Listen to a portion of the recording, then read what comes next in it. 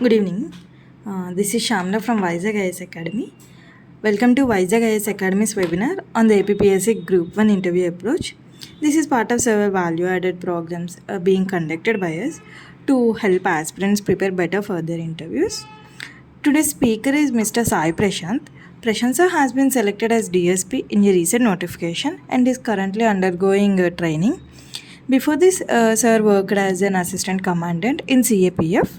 He has the unique distinction of acing both UPSC and APPSC interviews with flying colors. So, he is one of the best mentors to guide your interview preparation. With this, I welcome Prashant sir to start the class. Yeah. Thank you for the introduction. So, firstly, very good evening, and I urge you all to switch on your video so that I can see your expressions, and I can get a feel of class. Otherwise, maybe it won't be comfortable. If the participants can please do that, it would be helpful. Okay. So, firstly, for all the participants here, congratulations that you have cleared the mains. You have already cleared two phases, and only one is left.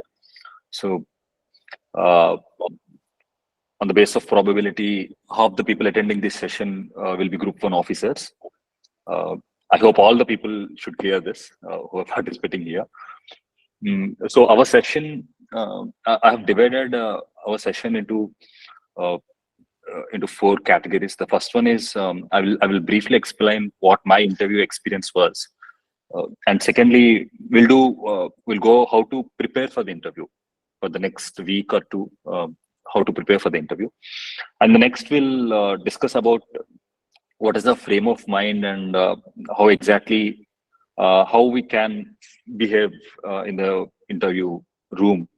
So that we'll discuss, and finally we'll go for the question answer session. If you have any doubts, you can ask me them. So firstly, I'll go with my interview experience. So you all know that our batch is 2000. I guess I'm audible. If I'm audible, please raise your hand, because I don't have any clue whether I'm audible or not. Yeah, I'm audible. Fine. So my interview experience is our Group 1 batch is 2018 notification. We have given our prelims in the 2019, and because of certain circumstances, the mains got postponed because of COVID and all, and later the result got postponed. By the time I have already joined assistant commandant in CASF, I was working at Kandla Port. There I was working as an assistant commandant, and suddenly I got this interview call. So by the time I got my interview call, I even don't remember what my hall ticket number was. So I have to check all my books to know what my hall ticket number was, and then I checked it and I have cleared for it. So what I have realized is, as I have already given 3 interviews. One is I have given IB interview and I've cleared it, and then I have given my civils interview. I haven't cleared that, and then I have given my UPSC CAPF interview. I have cleared that. So I thought I have decent exposure to what a personality test is going to be. So I thought, rather than giving more number of mock interviews, I felt that I should prepare more for the interview. I thought my major lacune is going to be preparation, because I have stopped my preparation for APPSC. So I took a leave of 15 days and have started preparing for Group 1. So I came down to VIZAG IAS Academy actually. So in that study room, I have prepared, and only mock interview. The other one, I have given another online interview, mock interview, but only one mock interview, direct mock interview I have given is VIZAG IAS Academy mock interview. And then my preparation was decent for 13 days, and then I attended interview. So here, if I can explain you, there were 3 boards. And my interview was 4th or 5th day. I couldn't recall it, and I was the 3rd person to attend. There, I almost I was waiting for 2 hours, and then I got the call. I went. there were actually 6 people sitting in that board, if I can remember. Yeah, 6 people with one ma'am, so including one ma'am.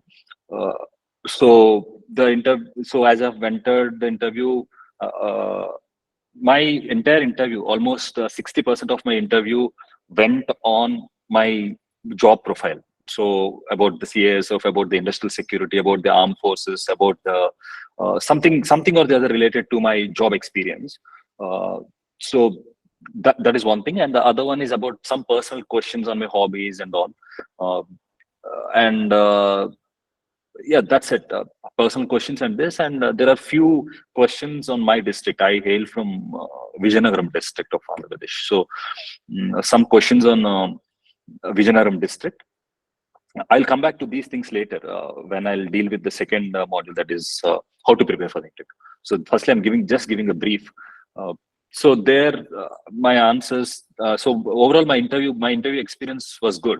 I was at that point of time confident. After my interview is done, very surprisingly, my interview went for 50 minutes. So I have seen the time, and it was actually 50 minutes. 50, actually it was 55 minutes. My interview went for 50 or 55 minutes. It was a lengthy interview. Overall, my interview went well. So after my interview is done, I got this vibe that maybe I have chances of clearing it.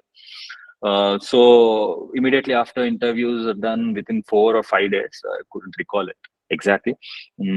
I was selected. I got DSP. I got selected as Deputy Superintendent of Police. After that, immediately within 2 months, I got the call and I've joined training. Presently, I'm in my training center.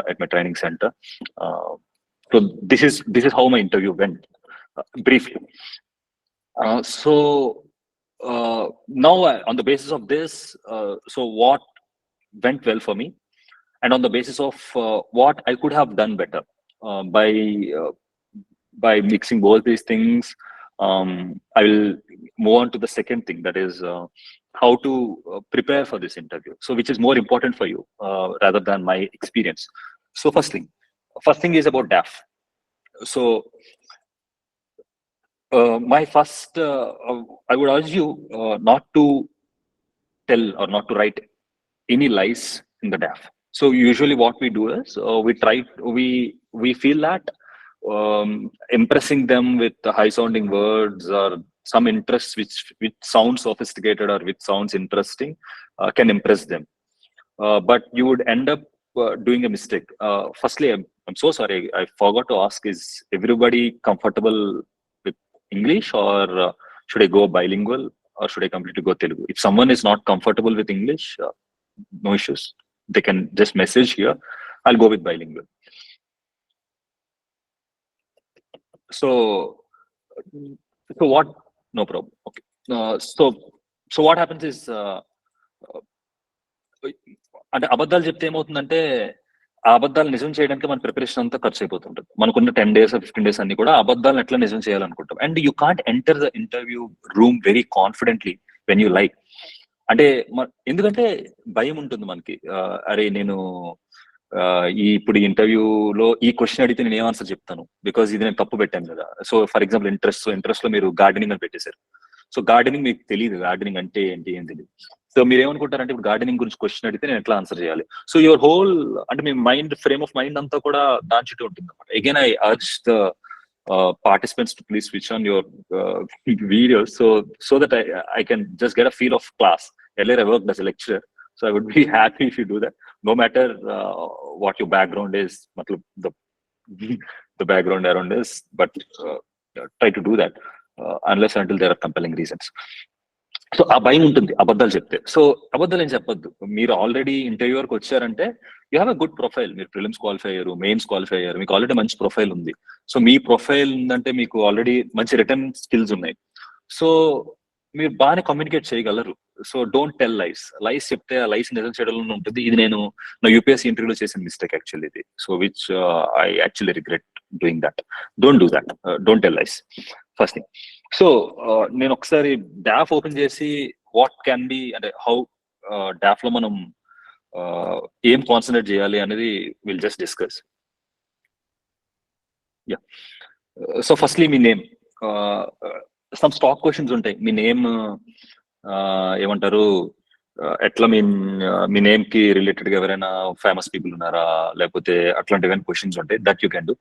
So if you have a pen and paper, అంటే మొత్తం అంత session అయ్యేసరికి కొన్ని మర్చిపోతే then problem అవ్వచ్చు. You can write, అది చూసుకోండి. And obviously date of birth, మీకు చెప్పకలా మీ డేట్ ఆఫ్ బర్త్ ఆ పర్టికులర్ డేలో ఏదైనా రిలవెన్స్ ఉందా, అట్లాంటివన్నీ చూసుకుంటారు. And then most important is your district. Okay, so మనందరం చాలా మంది ఇందులో చాలా మంది సివిల్ సర్వీసెస్ ప్రిపేర్ అయ్యి Group 1 రాసి ఉంటాము, ఇంటర్వ్యూ కాల్ తెచ్చుకుని ఉంటాం. మనకి ఏంటంటే మనం ఎప్పుడూ మన డిస్ట్రిక్ట్ వదిలేసి బయట ప్రిపరేషన్ కో లేకపోతే గ్రాడ్యుయేషన్కి వెళ్ళి ఉంటాం. మన డిస్ట్రిక్ట్ గురించి మనకు పెద్దగా తెలిసి ఉండకపోవచ్చు, ఒకవేళ తెలిసినా కూడా అంత డీప్ గా తెలిసి ఉండకపోవచ్చు. ఇప్పుడు ఇంటర్వ్యూలో కొన్ని క్వశ్చన్స్ ఆన్సర్స్ చెప్పకపోయినా ఎటువంటి ప్రాబ్లం ఉండదు. But there are certain aspects, if you don't answer those aspects, it will actually create a very bad impression on you. One such thing is about your district. మీ district గురించి అడిగిన questions ని మీరు సరిగ్గా answer చేయకపోతే that will leave a very bad impression. Okay, your chances of clearing will be very bleak. ఇది ఒకటి గుర్తుపెట్టుకోండి. సో డిస్ట్రిక్ట్ లో 2 types ఆఫ్ థింగ్స్ ఉంటాయి. ఒకటి the objective part and the other one is the subjective part. Objective part is all the statistics. అంటే మీ district లో అసలు ఏం పండుతాయి, మీ డిస్ట్రిక్ట్ లో ఏ రివర్స్ ఉన్నాయి, మీ డిస్ట్రిక్ట్ లో పాపులేషన్ ఏంటి, ఇట్లాంటివన్నీ కూడా ఏంటంటే objective. Even what are the issues with your district is also somewhat objective. అంటే అంటే మీ డిస్ట్రిక్ట్ ఒక 10-15 years నుంచి సేమ్ సెట్ ఆఫ్ ఇష్యూస్ ఉండుంటాయి, అవి ఇంకా మారు ఉండకపోవచ్చు. సో ఆల్మోస్ట్ అందరికి తెలిసిన ఇష్యూస్ అయి ఉంటాయి. So this is the objective thing. But the subjective part of your district, so objective part లో మీకు ప్రతిదీ తెలిసి ఉండాలి. ఏమవుతుందంటే అక్కడ కొంతమంది బ్యూరోక్రాట్స్ ఉంటారు, వాళ్ళు మీ డిస్ట్రిక్ట్ లో వర్క్ చేసి ఉండొచ్చు, మీకన్నా మీ డిస్ట్రిక్ట్ గురించి చాలా ఎక్కువ తెలుస్తుంటుంది వాళ్ళకి. ఓకే, అట్లాంటప్పుడు మనం చాలా ఇబ్బంది పడే ఛాన్స్ ఉంటుంది. వాళ్ళు ఏంటంటే వాళ్ళకి తెలిసినంత అడుగుతుంటారు మీ డిస్ట్రిక్ట్ గురించి, మీరంతా ఎప్పుడు వినుంటారు. ఓకే, మా డిస్ట్రిక్ట్ లో ఎంత ఉందా అన్న ఫీలింగ్ మీకు అప్పుడు కలుగుతుంటుంది. So please take care about your district. So government release చేసిన ప్రతి డిస్ట్రిక్ట్ గెజెట్ బుక్ కూడా రిలీజ్ చేసి ఉంటుంది government about your district history background ఎట్లా ఉంటుంది. అది డిస్ట్రిక్ట్ కలెక్టర్ ఆఫీస్ లో దొరకచ్చు, ఆర్ ఏదైనా డిస్ట్రిక్ట్ పబ్లిక్ లైబ్రరీస్ లో ఉండొచ్చు. You can go for Wikipedia, you can go for YouTube videos, something or the other. You should know every objective thing about your district. ఇప్పుడు మాట్లాడుతుందంటే విజయనగరంలో Bobbili veena is famous. Bobbili veena అంటే I should know everything about Bobbili veena. అసలు బొబ్బిలి వీణని తయారు చేసే caste ఏంటి, if there is some caste which manufactures this veena, I should know about it. Or what is the wood that is used. Okay, don't think that అరే ఇవన్నీ చాలా facts కదా. ఇవన్నీ I do agree, these are very small things. నాకు బొబ్బిలి వేణు గురించి తెలియనంత మాత్రాన జాబ్ ఇవ్వకూడదనేం కాదు. But that creates a very bad impression. అంటే నీ డిస్ట్రిక్ట్ లో చిన్నప్పటి నుంచి ఉండి కూడా ఈ విషయం నీకు తెలియదా అనే ఇంప్రెషన్ క్రియేట్ అవ్వకూడదు మనకి. ఇట్లాంటి ఆబ్జెక్ట్ థింగ్స్ అన్ని తెలిసి ఉండాలి. About the caste, not about caste common, about the political scenario, అవన్నీ కూడా మీకు తెలిసి ఉండాలి. And then comes the solution part of your district. అంటే ఎట్లా అడగచ్చు, మీ డిస్ట్రిక్ట్ లో ఉన్న ప్రాబ్లమ్స్ ఏంటని అడగగానే ఇమీడియట్ గా వాళ్ళు ఏం చూస్తారంటే మీ డిస్ట్రిక్ట్ ఉన్న ప్రాబ్లమ్స్ ఏంటని మీరు చెప్పేటప్పుడు మీరు బాగా చదివారో లేదో తెలుస్తుంది వాళ్ళకి. బట్ మీ డిస్ట్రిక్ట్ లో ఉన్న ప్రాబ్లమ్స్ కి what are the solutions that you give will actually show what kind of personality you are. ఇది చాలా ఇంపార్టెంట్. ఫర్ ఎగ్జాంపుల్, నేను నా ఎగ్జాంపుల్ తీసుకొని చెప్తా. నా డిస్ట్రిక్ట్ లో ఏం చెప్తాం అంటే మేము సార్ మా డిస్ట్రిక్ట్ లో ఇండస్ట్రియలైజేషన్ చాలా తక్కువ అని నేను ఒక ప్రాబ్లమ్ చెప్పినప్పుడు, ఆర్ మా డిస్ట్రిక్ట్ లో ఫార్మర్స్ చాలా ఏమంటారు, the income levels of farmers is very less, or I have there is a certain decent amount of tribal population my district, so tribal issues ఉన్నాయి అని ఇట్లా ప్రాబ్లమ్స్ చెప్పేటప్పుడు దాని సొల్యూషన్స్ గా ఏంటంటే we tend to give some cliche answers. అంటే ఒక bookish answers ఇచ్చేస్తాం మనం, ప్రిపరేషన్ డెప్త్ గా లేకపోతే. అంటే ఎట్లా అంటామంటే sir I would like to increase farmers income అంట. That is a mains answer. Farmers income ని నేను ఇంక్రీజ్ చేస్తాను, లేకపోతే ఫార్మర్స్ ఇన్కమ్ ని డబుల్ చేయాలి by 2020, whatever, that is a mains answer. అట్లాంటివి ఇవ్వద్దు. ఆర్ ఇండస్ట్రియలైజేషన్ పెంచుతాను మా ఊర్లో అని చెప్పకూడదు. How you do that exactly is what matters, is what shows what your personalities. I give my own example. ఇది నాకు ఇంటర్వ్యూలో అడిగారు ఈ question. So the question is me district లో నువ్వు ఎట్లా, how you develop your district is what the question was. So how I answered is, మా district లో ప్రాబ్లం ఏంటంటే there was jute industry in my district. అంటే jute industry ఉండేది ఒకప్పుడు, jute farmers చాలా ఎక్కువ మంది ఉండేవారు, జూట్ ఇండస్ట్రీ ఉండేది. అది కాలక్రమేణా ఇండస్ట్రీ ఇప్పుడు పడిపోతూ వచ్చింది, అన్ని జూట్ మిల్స్ క్లోజ్ చేస్తూ వచ్చారన్నమాట. సో నేను ఏం చెప్పానంటే sir already there is this culture of cultivating jute or farming jute.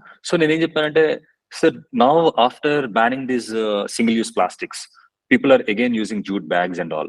So jute bags are a step. I went for a step further and I said, sir, there is something called jute fashion industry. So there are jute shirts that are coming up. There are jute handbags that are coming up, which are very expensive, very usually rich people can afford that. So ఆ ఇండస్ట్రీకి సంబంధించి వాళ్ళకి కావాల్సిన రా materials ఏంటో ఆ industry heads ని పిలిపించి ఆ ఇండస్ట్రీలో ఉన్న మేనేజర్స్ ని పిలిపించి వాళ్ళకి కావాల్సిన రా మెటీరియల్స్ ఏంటి అవి మా డిస్ట్రిక్ట్ ఫార్మర్స్ ఇవ్వగలరా. సో మీరు ఆల్రెడీ ఎక్కడ ప్రొక్యూర్ చేస్తున్నారు, ప్రొక్యూర్ చేస్తుంటే దాని కాస్ట్ ఎంత, సో దానికన్నా మేము తక్కువ ప్రైస్ లోనే తక్కువ కాస్ట్ లోనే మేము ఆ రా మెటీరియల్ మీకు ప్రొక్యూర్ చేద్దాం అనుకుంటున్నాం, రా మెటీరియల్ సప్లై చేస్తాం మా డిస్ట్రిక్ట్ ఫార్మర్స్ నుంచి. So in way I said that ఈ జూట్ ఫ్యాషన్ ఇండస్ట్రీలో ఉన్న పెద్దల్ని మా డిస్ట్రిక్ట్ లో ఉన్న ఫార్మర్స్ ని గవర్నమెంట్ ఒక కోఆర్డినేట్ చేసి వాళ్ళకి ఏమంటాం వాళ్ళ రా మెటీరియల్ మాత్రమే కాదు anything that they can provide, the farmers can provide, or if they want jute sheets అది ఫార్మర్స్ చేయగలరు. Farmer can't create jute bag, ఒక ఫ్యాషనబుల్ జూట్ బ్యాగ్ క్రియేట్ చేయలేకపోవచ్చు, కానీ farmer can create jute sheet, raw material at least. So అది మేము ఇస్తాం మీకు తక్కువ కాస్ట్ లో తక్కువ ప్రైస్ లో అని చెప్పేసి, రా మెటీరియల్ అని చెప్పేసి. This is what I have answered. So this is a prepared answer, it's not a అంటే ఆసు అప్పటికప్పుడు చెప్పే ఎక్స్టెంపో ఆన్సర్ కాదు, ఇది ప్రిపేర్డ్ ఆన్సర్. సో మీరు కూడా ఏంటంటే the subject part of your district is the solutions that we give. So దీనిని మీరు చాలా ప్రాక్టికల్ గా ఇన్నోవేటివ్ గా ఉండాలి and at the same time impractical గా ఉండకూడదు. మనం ఇచ్చే చాలా ఇన్నోవేటివ్ ఆన్సర్స్ ఇంప్రాక్టికల్ అయ్యే ఛాన్స్ ఉంటుంది. It should not be impractical, it should be innovative, it should be doable and it should yield results. అంటే మీలో ఒక ఐడియలిజం ఉంది, మీరు ఏదో చేద్దాం అనుకుంటున్నారు అన్న జిజ్ఞాస కానీ ఆ కుతూహలం కానీ వాళ్ళకి కనిపించేలా ఉండాలన్నమాట. So this is what is the subject part of a district. So district is very important, very very important. And next coming to the, so district గురించి వచ్చింది కాబట్టి I will also come down to state. State కి సంబంధించిన issues, these are very important. State కి సంబంధించిన issues ప్రతి ఒక్కరికి issues వచ్చే ఛాన్స్ ఉంటుంది. సో మీరేం చేస్తారంటే స్టేట్ కి సంబంధించిన ఇష్యూస్ లో 2 types ఆఫ్ ఇష్యూస్ ఉంటాయి. ఒకటి స్టాటిక్ ఇష్యూస్, ఒకటి ట్రెండింగ్ ఇష్యూస్. స్టాటిక్ ఇష్యూస్ అంటే క్యాపిటల్ అట్ అమరావతి అంటే సింగిల్ క్యాపిటలా, డీసెంట్రలైజ్డ్ క్యాపిటలా, ఆర్ మద్యపాన నిషేధం అసలు అవుతుందా అవ్వదా, అయితే ఎలా, అసలు గ్రామ సెక్రటేరియట్ దీంతో రిలవెన్స్ ఎంత వరకు ఉంది, what is your opinion on that, or government housing programmes గురించి, ఆర్ నాడు నేడు గురించి మీ ఒపీనియన్ ఏంటి. నాడు నేడు కాకుండా, నాడు నేడు is an outcome of education, అంటే ఒక infrastructure development output. So how do you concentrate on the outcome, అంటే స్టూడెంట్స్ తలక అకాడమిక్ ప్రాస్పెక్ట్స్ పెరిగేలాగా, లేకపోతే స్టూడెంట్స్ తలక కాగ్నేటివ్ స్కిల్స్ పెరిగేలా మీరు ఏం చేశారు, లేకపోతే ఏం చేసింది state government. These are all static questions, or there are some trending questions, or trending questions ఏమై ఉంటాయి. Recently there is this furor about volunteer system. Okay, volunteer system గురించి మీరు అసలు ఏం చేస్తారు, what is your opinion on the volunteer system, or Polavaram is static again. There are some trending issues that recent elections are fast approaching, or about elections they can ask, or about as I've already said volunteer system. ఇది కాకుండా state తో financial system గురించి మీరేమంటారు, అప్పులు గురించి మీరేమంటారు, what is the present debt condition, and do you think that this debt condition is sustainable, or there is this trending question like welfare versus development debate, they can ask about it. So ఇట్లాంటివన్నీ కూడా trending questions అడిగే ఛాన్స్ ఉందన్నమాట. So what I would urge you to do is you should have a very detailed list of all these static and trending issues. ఈ list ఎక్కడ వస్తుందంటే మీరు కూర్చొని ఆలోచించి మన స్టేట్ తాలూకా గవర్నమెంట్ తీసుకుంటున్న మెజర్స్ ఏంటి, ఏ ఇష్యూస్ లాస్ట్ 4-5 years నుంచి బర్నింగ్ గా ఉన్నాయి, ఏ ఇష్యూస్ ఇప్పుడు ప్రెసెంట్లీ ట్రెండింగ్ అవుతున్నాయి, ఇట్లాంటి ఇష్యూస్ అన్ని కూడా ఒక దగ్గర రాసుకోండి. ఓకే, సో ఈ ఇష్యూస్ మీద 2 things. Firstly you should know every view, అంటే ప్రతి వ్యూ పాయింట్ కూడా తెలిసి ఉండాలి issue. For example volunteer system గురించి you should know the pros about it, concept, అంటే people who are supporting the volunteer system you should know what are the aspects of it. People who are opposing it you should know what are the issues. ఇందులో మీకు ఒక own opinion ఉండాలి. Okay, so ఈ opinion అన్న దగ్గరే the whole, అంటే మీలో చాలా మందికి డౌట్ రావచ్చు. So sir, if my opinion is completely against the present government's opinion or the government's opinion, so how to go for it. See, this boils down to the very character of bureaucracies. Bureaucracy, ఒక bureaucrat అంటే మీరు ఒక media person గా ఉంటున్నప్పుడు, లేకపోతే బయట ఒక normal citizen గా సివిలియన్ గా ఉంటున్నప్పుడు, you can criticise how whatever you want. But as a bureaucrat, your task is not only to criticize a policy. Your task is to make sure that a policy delivers. ఇప్పుడు ఒక government ని form చేస్తున్నప్పుడు, ఒక party government ని form చేస్తున్నప్పుడు, they will give certain promises. ఆ promises ఆ party fulfil చేయాలనుకుంటుంది. That is a fair thing. ఆ పాలసీని వాళ్ళు చేయాలనుకోవడం ఫిక్స్, అది వాళ్ళు చేస్తారు. అది చేసే క్రమంలో ఆ పాలసీలో ఏ నెగటివ్స్ ఉన్నాయి, ఆ నెగటివ్స్ లేకుండా అంతకన్నా బెటర్ గా ఎఫెక్టివ్ గా పాలసీ ఉండాలంటే మీరు ఏం చేస్తారు? This is the whole mandate of a bureaucrat. మీ ఇప్పుడు ఫర్ ఎగ్జాంపుల్ ఒక hypothetical situation, you are the chief secretary and the CM, anyone, ఏదైనా సీఎం పలానా ఈ పాలసీని ఇంప్లిమెంట్ చేయండి, this is my electoral promise అంటే, you can't say that I won't implement this policy, this is wrong policy. No. Two things, you should see the positive side of the policy. ఆ policy effective గా ఉండేలా మీరు ఎలా create చేస్తారనేది point, first thing. And the second point is, ఒకవేళ if you really think, you should convince the other person. Mostly what happens is, you should create the policy in such a way that it should be effective. So అట్లానే మీరు ఇప్పుడు ఏ state issue గురించి అయినా కూడా, I don't ask you to completely take government stand అని అన్ను, at the same time opposition stand తీసుకోమని అన్ను. నేనేమంటానంటే, ఫస్ట్ ట్రై టు ఎప్రిషియేట్, అందులో ఏం పాజిటివ్ ఉండుండొచ్చు అనేది ఎప్రిషియేట్ చేయండి. ఫస్ట్ ఎప్రిషియేట్ చేసి దానికి మీరు ఒక సొల్యూషన్ ఇవ్వడానికి ట్రై చేయండి. సార్, ఇప్పుడు వాలంటీర్ సిస్టమ్ ఈ పనులు చేస్తుంది, ఈ పనులతో పాటు ఈ పనులు కూడా వాలంటీర్ సిస్టమ్ చేస్తే ఇంకొంచెం బెటర్ గా ఉంటుంది. ఆర్ వాలంటీర్ సిస్టమ్ మీద ఈ క్రిటిసిజం ఉంది ఆన్ గ్రౌండ్, ఈ క్రిటిసిజం లేకుండా గవర్నమెంట్ ఈ మెజర్స్ తీసుకుంటే దీని మీద క్రెడిబిలిటీ ఇంకొంచెం డెవలప్ అవుతుంది. This is how your answer, bureaucrats answer should be. Because that is what bureaucrat does. Bureaucrat చేసే పని అదే, ఒక పాలసీని ఇంకా బెటర్ గా ఎట్లా ఇంప్లిమెంట్ చేయాలో చూడాలి. కాబట్టి సో ఇప్పుడు 3 క్యాపిటల్స్ ఇష్యూ గురించి మిమ్మల్ని అడిగారు అనుకో, 3 Capitals, decentralised capital, normal capital అంటే, మీరు మీకు భయమే ఇచ్చు అంటే, నేను సింగిల్ క్యాపిటల్ అని చెప్తే నన్ను ఈ పార్టీ అనుకుంటారేమో, డీసెంట్రలైజ్ క్యాపిటల్ అని చెప్తే ఆ పార్టీ అనుకుంటారేమో. That is where exactly your knack or your talk should be. You should say it in such a manner that, sir, capital ఎక్కడుందనేది ముఖ్యం కాదు, క్యాపిటల్ ఎక్కడున్నా కూడా ఈ 3 క్యాపిటల్ డీసెంట్రలైజ్డ్ క్యాపిటల్, ఒకే దగ్గర capital అన్నదానికన్నా, there are certain questions which need to be answered before deciding that. What is that? That is, there should not be capital based or capital centric development ఉండకూడదు. And రెండో విషయం ఏంటంటే, అసలు ప్రజలు ఎవరు కూడా capital వరకు వెళ్ళి పని చేయించుకునే స్థితి ఉండకూడదు. మీ డిస్ట్రిక్ట్ లోనే, మీ మండలంలోనే, మీ విలేజ్ లోనే, మీ మండలంలోనే, మీ డిస్ట్రిక్ట్ లోనే మీ పని అయిపోయేలా ఉండాలి. ఈ 2 కండిషన్స్ ఫుల్ఫిల్ అయిన తర్వాత క్యాపిటల్ ఎక్కడున్నా పర్లేదు. What is the whole point? ఇప్పుడు క్యాపిటల్ ఒక దగ్గర ఉంటే దాని చుట్టూ డెవలప్మెంట్ వచ్చేస్తుంది, మాకు డెవలప్మెంట్ రాదన్నదే కదా అందరి బాధ కూడా. సో ఫస్ట్ ఇది మనం డిసైడ్ చేసుకోవాలి. We should not make the same mistake of capital centric development, first thing.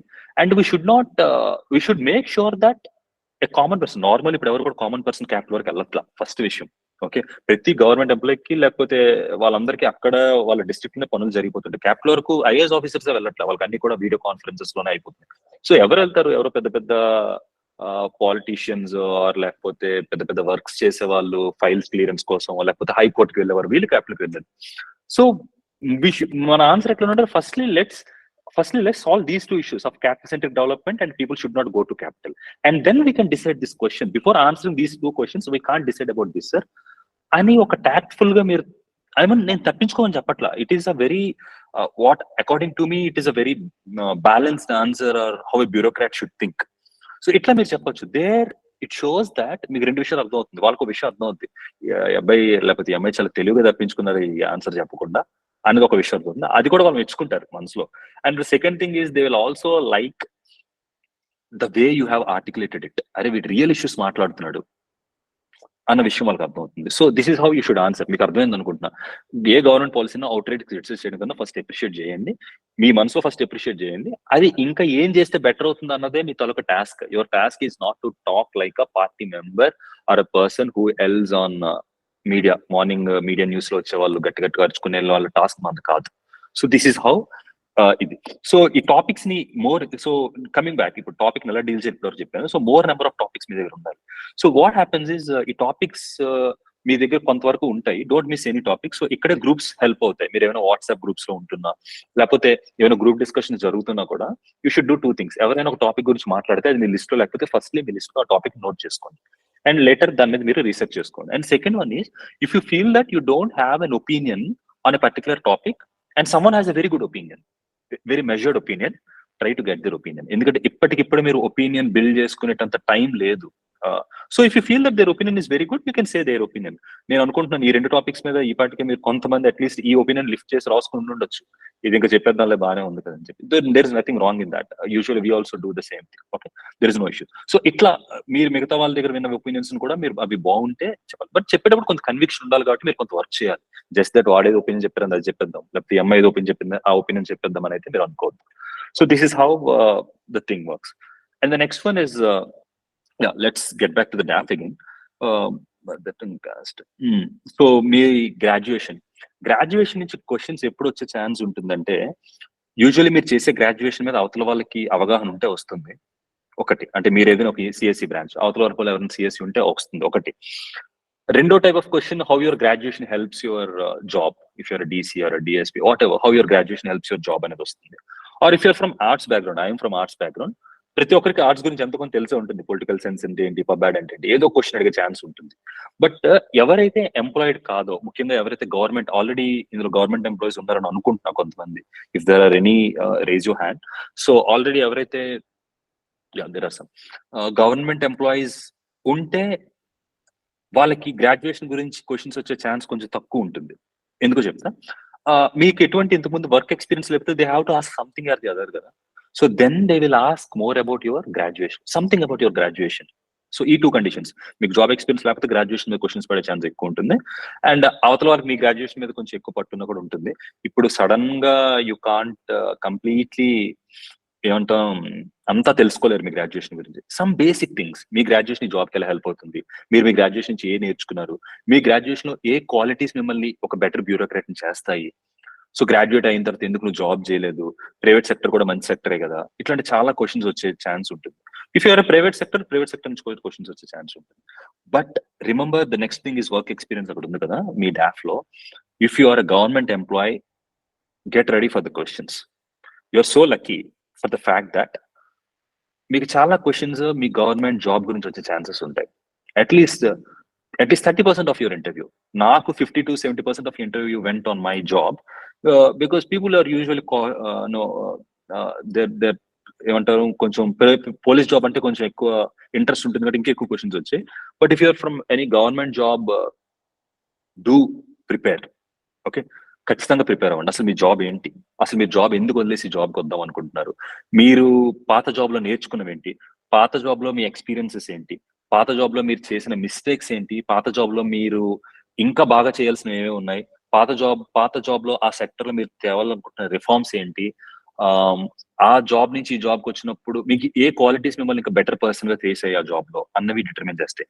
So వాళ్ళు ఏం టెస్ట్ చేస్తారంటే, if you're employee already, particularly if you're government employee already, మీ మీద ఆల్రెడీ వాళ్ళకి ఒక ఇంప్రెషన్ ఉంటుంది. This person is an organisational man or organisational women. Just that I can be a better officer. అంటే మీరు ఆబ్వియస్లీ ఇప్పుడు DSP లేకపోతే ఇప్పుడున్న జాబ్స్ వాట్ ఎవర్, ఈ గ్రూప్ 1 జాబ్స్ కన్నా ఒక స్టెప్ తక్కువ జాబ్ ఏదో ఒక దాంట్లో ఉండుంటారు కాబట్టి ఈ జాబ్కి వద్దాం అనుకుంటున్నారు. Just that you need to prove that I'm suitable for that officer అన్నది మీరు అక్కడ ప్రూవ్ చేసుకోవాల్సి ఉంటుంది. అది ప్రూవ్ చేసుకుంటే your interview is done. So it is a double edge sword. మీకు గవర్నమెంట్ జాబ్ ఉంటే మీ ఇంటర్వ్యూ దాని చుట్టే తిరిగే ఛాన్స్ ఎక్కువ ఉంటుంది. You can easily impress them. కానీ అందులోనే మీరు సరిగ్గా ఏదైనా ఒక ఆన్సర్ సరిగ్గా చెప్పకపోతే దే విల్ ఫీల్ దట్ అరే పాత జాబే చాలా సీరియస్ గా చేయనట్టున్నారు, గ్రూప్ 1 ఆఫీసర్ ఎట్లా అవుతారు, అర్థమవుతుందా?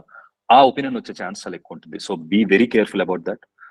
If I'm going a bit fast, or if you find any difficulty with my language or whatever, please raise your issue here at the comment box. I'll just try to moderate it. That's the thing. And second one is the national and international issues. ఇందాక నేను state issues గురించి మాట్లాడాను కదా, నేనేం చేశానంటే state issues గురించి పెద్దగా ఎక్కడ చదవలేదు దీన్ని. స్టేట్ ఇష్యూస్ మీ దగ్గర ఇంతకు ముందున్న ఒకటి మీరు చేయొచ్చు. లాస్ట్ 1 year ఏమైనా బయట మ్యాగజైన్స్ ఉంటాయి కదా, గ్రూప్ 1 పర్టికులర్ మ్యాగజైన్స్, అందులో ఏపీ రిలేటెడ్ ఇష్యూస్ అన్ని ఉంటాయి. ఇష్యూస్ అన్ని ఒకసారి చూసేసుకోండి. 2-3 pages ఉంటుంది ఒక్కొక్క మంత్, ఒక 1 year చూసేసుకొని అందులో ఏవేవి ఇష్యూస్ ఉన్నాయి దాని మీద కొంచెం ఒపీనియన్స్ ఫార్మ్ చేసుకోండి. That is one way. And the other what I have done is I have watched videos of many commentators, political commentators కాదు, రీజనబుల్లీ బ్యాలెన్స్డ్ కామెంటేటర్స్ ఉంటారు కొంతమంది. I won't say they are absolutely balanced, reasonably balanced. Jayaprakash Narayan sir is very balanced, అంటే to very అంటే చాలా పర్లేదు. I find them very credible to very great extent.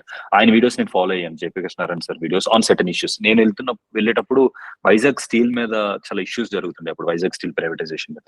So completely there was this 1 hour debate ఉందన్నమాట. So అది చూసేసా completely.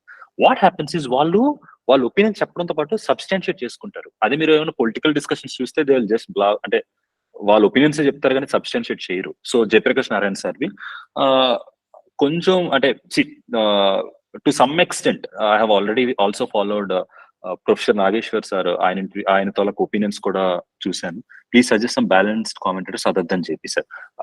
It's a good question, but I'm so sorry to say అంత balanced commentators లేరు మన ఏపీలో మా ఇష్యూస్ మీద మాట్లాడే వాళ్ళు. Every one, it is a highly polarised situation నా. సో చాలా మంది పొలిటికల్లీ బయాస్డ్ గా ఉన్నారు.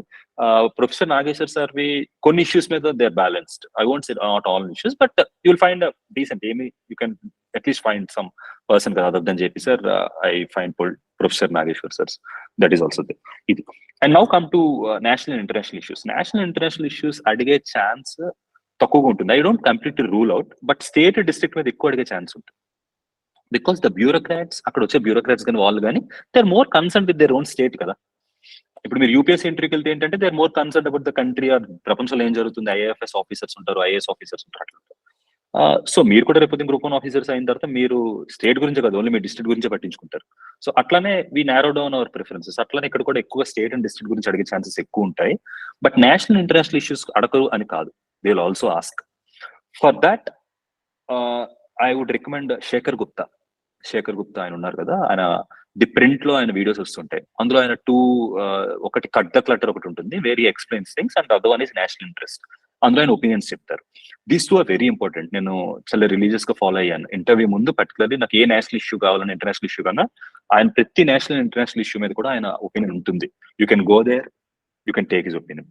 ఈవెన్ నేను అప్పుడు వెళ్తున్నప్పుడు శ్రీలంక క్రైసిస్ చాలా ఉండేదన్నమాట. నేను కంప్లీట్లీ ఆయన ఒపీనియన్స్ తీసుకున్నా and I read some other. I got a very balanced opinions because of his analysis, I would say that. So go for him, Shekhar Gupta. Avsaram ledhu, ayana tappa inkevaru avsaram ledhu. That is enough, given that. And I talked about the work experience. And if you are employed, briefly mention your responsibilities in the position held by you. I will explain it later. Okay. I will explain it later. If I forget, no, please remind me.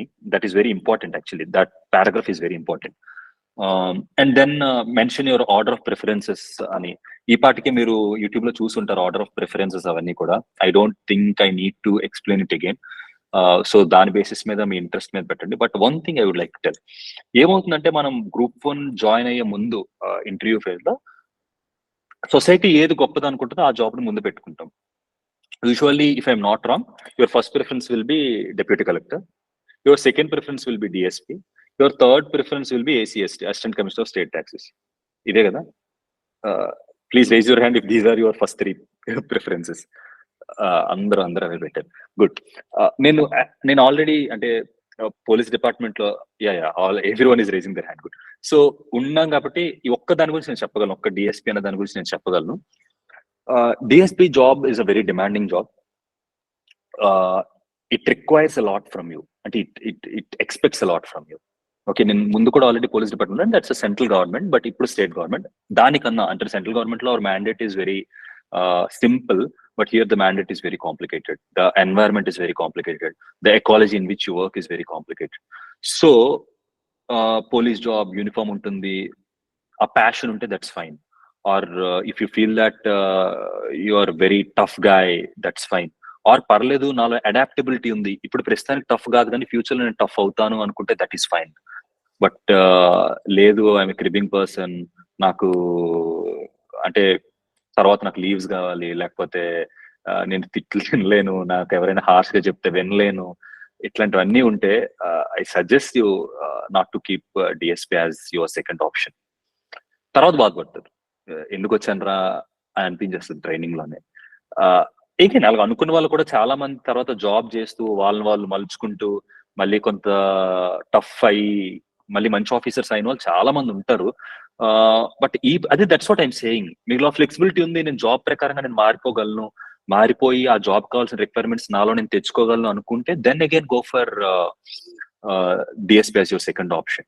Me first option DSP అయిందంటే you might have been very passionate, కానీ నాకు తెలిసి ఎవరు ఇక్కడ పెట్టుంటారు first option DC పెట్టుంటారు. Again that's what I say, మనం ఏది సొసైటీలో ఇది మెయిన్ అనుకుంటాం, మనం అది పెట్టుకుంటూ వెళ్తాం. బట్ లోపలికి వచ్చాక పిక్చర్ వేరేగా ఉంటుంది, పర్టికులర్లీ ఫర్ డిఎస్పీ. ఓకే, మీలో కొంతమంది డిఎస్పీస్ అవుతారు. ఇవి మీరు గుర్తుపెట్టుకోండి, ఈ వర్డ్స్ మిమ్మల్ని ఎప్పటికీ గుర్తుంటాయి మీకు డిఎస్పీ అయితే మాత్రం ఖచ్చితంగా. If you're not interested or if you feel that I'm not flexible, నేను ఒక పోలీస్ అవ్వలేను, నేను అంత రెజిమెంట్ అవ్వలేను అనుకుంటే మాత్రం పెట్టద్దు, యూ విల్ రిగ్రెట్. బట్ ఇప్పుడు వచ్చే మేజర్ ప్రాబ్లం ఏంటంటే సార్, ఉన్న పోస్టుల్లో ఈ పోస్టులు మళ్ళీ వదులుకోవాలా మేము, then my chances of clearing this exam will be very less కదా, ఫస్ట్ ఏదో ఒకటి రానియండి తర్వాత చూసుకుందాం అన్న ఒక ఫీలింగ్ ఉంటుంది. I can imagine that. So my experience is, when I went to my civil services interview, IPS was my third preference. Second preference is my foreign service, because I felt that my temperament is not meant for police and petta. But later somehow I have to go to CAPF assistant command, CSF assistant commandant అయ్యింది, వెళ్ళాల్సి వచ్చింది. వెళ్ళిన తర్వాత I have molded myself as a police officer to an extent. కొంచెం ఇబ్బంది పడ్డా, I have molded myself. ఆ తర్వాత ఇప్పుడు పొజిషన్ ఎట్లా అయిందంటే, నేను ప్రిఫరెన్సెస్ పెట్టే టైంలో నేను ఇక్కడ డిఎస్పీ థర్డ్ ప్రిఫరెన్స్ పెట్టాల, because I know that already regiment అయ్యి ఉన్నాను, ఐ కెన్ అకస్టమ్ అన్న ఒక నమ్మకం వచ్చింది కాబట్టి నేను పెట్టా second preference DSP. Now I feel that if given a chance, అంటే maybe I don't know, but DSP first preference కూడా పెడతాను ఇంకోసారి రాసి ఉంటుంది. సో ఇలా మీరు మౌల్డ్ అయ్యే ఛాన్స్ ఉందంటే పెట్టండి, అదర్వైజ్ డోంట్. ఇది ఒక్కదాని గురించి నేను కమెంట్ చేయగలను, because I have already worked and I'm presently working. This is one thing. And the next one is, sir, any particular service which offers more chances for deputation? Deputation అయితే DC and DSP will have better chances of for deputation.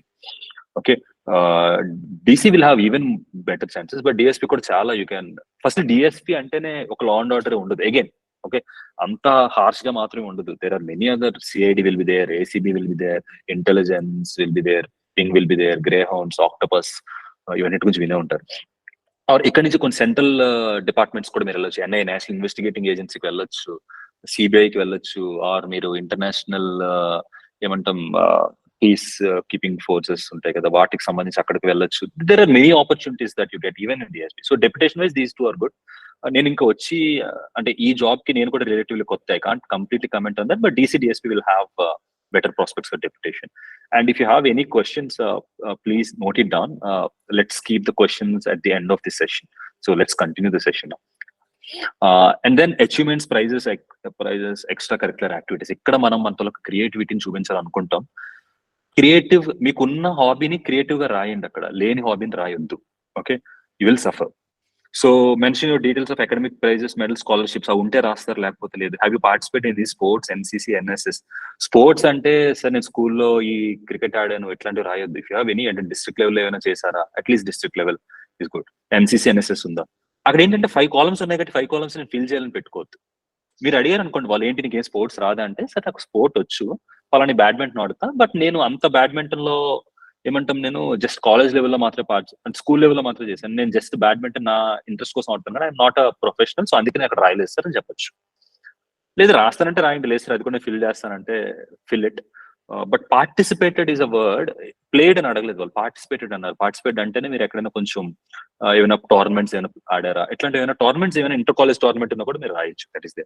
Have you held any positions of distinction or leadership at school, college, volunteer organisations? రాయండి if there is.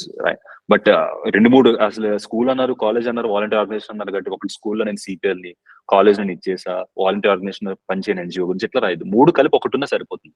Okay, don't try to impress them at every point అన్నమాట. Okay, అది ఆ mistake చేయొద్దు. అక్కడ ఆ mistake చేసినప్పుడు దాన్ని substantiate చేసుకోవడం తర్వాత మనం ఇబ్బంది పడే ఛాన్స్ చాలా ఎక్కువ ఉంటుంది. And the next one is, have you participated in any social service activity where you displayed compassion for the underprivileged? Briefly describe the activity. మీరు ఏ కంపాషనేట్ చేశారు అన్నది కాదు, ఆ యాక్టివిటీ చాలా మెయిన్. అది ఎట్లా మీరు డిస్క్రైబ్ చేస్తారు, క్రిస్ప్ డిస్క్రైబ్ చేయాలి. And at the same time మీకు దాని గురించి చాలా తెలిసి ఉండాలి. మీరు ఏదో NGOలో పనిచేశారంటే, రైట్ ఫ్రమ్ FCRA రెగ్యులేషన్స్ నుంచి, NGOస్కి వస్తున్న ఇష్యూస్ నుంచి, ఆ పర్టికులర్ NGO ఏం చేస్తుంది అన్న దగ్గర నుంచి, మీరేం చేస్తారు అన్నదాని వరకు అన్ని ఉండాలి. బేసిక్గా మీరు ఒకటి గమనించి ఉంటారు, మీరు ఎవరైనా ఒక చిన్న పిల్లని పిలిచి, ఒక ఫస్ట్ స్టాండర్డ్ సెకండ్ స్టాండర్డ్ చదువుతున్న పిల్లని పిలిచి, ఎవరో మన ఇంట్లో మేనలుడు ఎవరైనా పిలిచి, ఏరా క్లాస్ లో నీది ఏ ర్యాంక్ అంటే, వాడు అబద్ధం చెప్పేస్తాడు, కానీ ఫస్ట్ ర్యాంక్ అంటాడు. మీకు తెలిసిపోతున్నాడు అబద్ధం చెప్పాడని. అట్లనే మనం అక్కడ అబద్ధం చెప్తే తెలిసిపోద్ది. ఓకే. తెలిసిపోయే ఛాన్సెస్ చాలా ఎక్కువగా ఉంటాయి. ఎందుకంటే you are under very stress condition. అబద్ధం చెప్పేటప్పుడు మనం కొంచెం డిఫరెంట్ గా ఆన్సర్ ఇస్తాం. అంటే అంత లేదు సార్, మాకు చాలా ఎక్కువ స్కిల్ ఉంది, వీఆర్ గ్రేట్ లయర్స్, అసలు అబద్ధం కూడా చాలా చాలా బాగా చెప్తాం అనుకుంటే then all the best. But usually I feel ఆ ప్రెషర్ కండిషన్స్ లో ఇలాంటి బ్యాగేజ్ అంతా పెట్టుకోవద్దు మైండ్ లో. మీరు అంతా నిజాయితీగా రాసేస్తే you will get some strength over there. అంటే అరే అంత కరెక్ట్ గా పెట్టా, వాళ్ళు ఏది అడిగినా కూడా నేనైతే ఏం తప్పు పెట్టలేదు కదా, నేనైతే బాగా చెప్పేయగలను అనే ఒక ఫీలింగ్ వస్తుంది చూసారా, ఒక చిన్న చిన్న జర్కిష్ feeling that will help you in the interview. అది గుర్తుపెట్టుకోండి. So this is about the DAF or the entire thing. And coming back, మనం ఇంకా ది సెకండ్ మాడ్యూల్ ఉన్నాం, హౌ టు ప్రిపేర్ అన్న దాంట్లో. So you tell me about yourself, Tigara. You what I would suggest is give something that is very subjective. అంటే మిమ్మల్ని మీరు project చేసుకునే ఒక మంచి ఛాన్స్ అది. So that is the thing. Use that opportunity to tell what your talents are. Use that opportunity how you can be a better bureaucrat. మీరు మిగతా వాళ్ళకన్నా ఎట్లా better, so what are your strengths, ఇట్లాంటివన్నీ కూడా చెప్పడానికి try చేయండి. That is one thing. And the next one is mock interviews. మనందరికి వచ్చే మేజర్ డౌట్ ఏంటంటే మాక్ ఇంటర్వ్యూస్, ఎన్ని మాక్ ఇంటర్వ్యూస్ ఇవ్వాలి ఏంటి అన్నది. ఇఫ్ యూ ఫీల్ దట్ మీకు కొంచెం ఇంటర్వ్యూ ఎక్స్పీరియన్స్ తక్కువగా ఉంది, you need to give more number of interviews, ఇట్లాంటి ఏమైనా అనిపిస్తే give decent amount of mock interviews. But ఒకసారి క్రెడెన్షియల్స్ కూడా చూడండి. నేను చెప్పాను కదా, నేను పర్సనల్ గా only one offline mock interview ఇచ్చా, that is Vizag IAS academy. It was very good. నేను ఒకటి ఇవ్వాలనుకున్నా, అదే ఇచ్చాను అనమాట. It was good. It was also there on the YouTube. Okay. I would even ask you to see the feedback of that mock interview. Last లో feedback ఉంటుంది ఒక 15-20 minutes, అది చూడండి. ఎందుకంటే ఆ ఫీడ్బ్యాక్ లో వాళ్ళు కొన్ని వ్యాలిడ్ పాయింట్స్ చెప్పారు, జనరల్ పాయింట్స్ కూడా. హోల్ మాక్ ఇంటర్వ్యూ మీకు హెల్ప్ అవ్వకపోవచ్చు అది, బట్ ఆ 15-20 minutes ఏదైతే ఫీడ్బ్యాక్ ఉందో దాని నుంచి కూడా మీకు కొన్ని పాయింట్స్, జనరల్ పాయింట్స్ వచ్చే ఛాన్స్ ఉంది, హెల్ప్ అయ్యే ఛాన్స్ ఉంది. సో వైజాగ్ ఐఏఎస్ అకాడమీ దాంట్లో ఉందా mock interview, you can watch that. So mock interviews మీరు ఎక్కువ ఇవ్వకపోతే యూ కెన్ గివ్ దట్. ఇప్పటివరకు ఎక్కువ మాక్ ఇంటర్వ్యూస్ ఇవ్వలేదు, ఇప్పటివరకు నేను ఇప్పుడు ఇంటర్వ్యూకి అటెండ్ అవ్వలేదు అనుకుంటే you can give that. But ప్రతి మాక్ ఇంటర్వ్యూని కూడా సీరియస్ గా తీసుకోండి.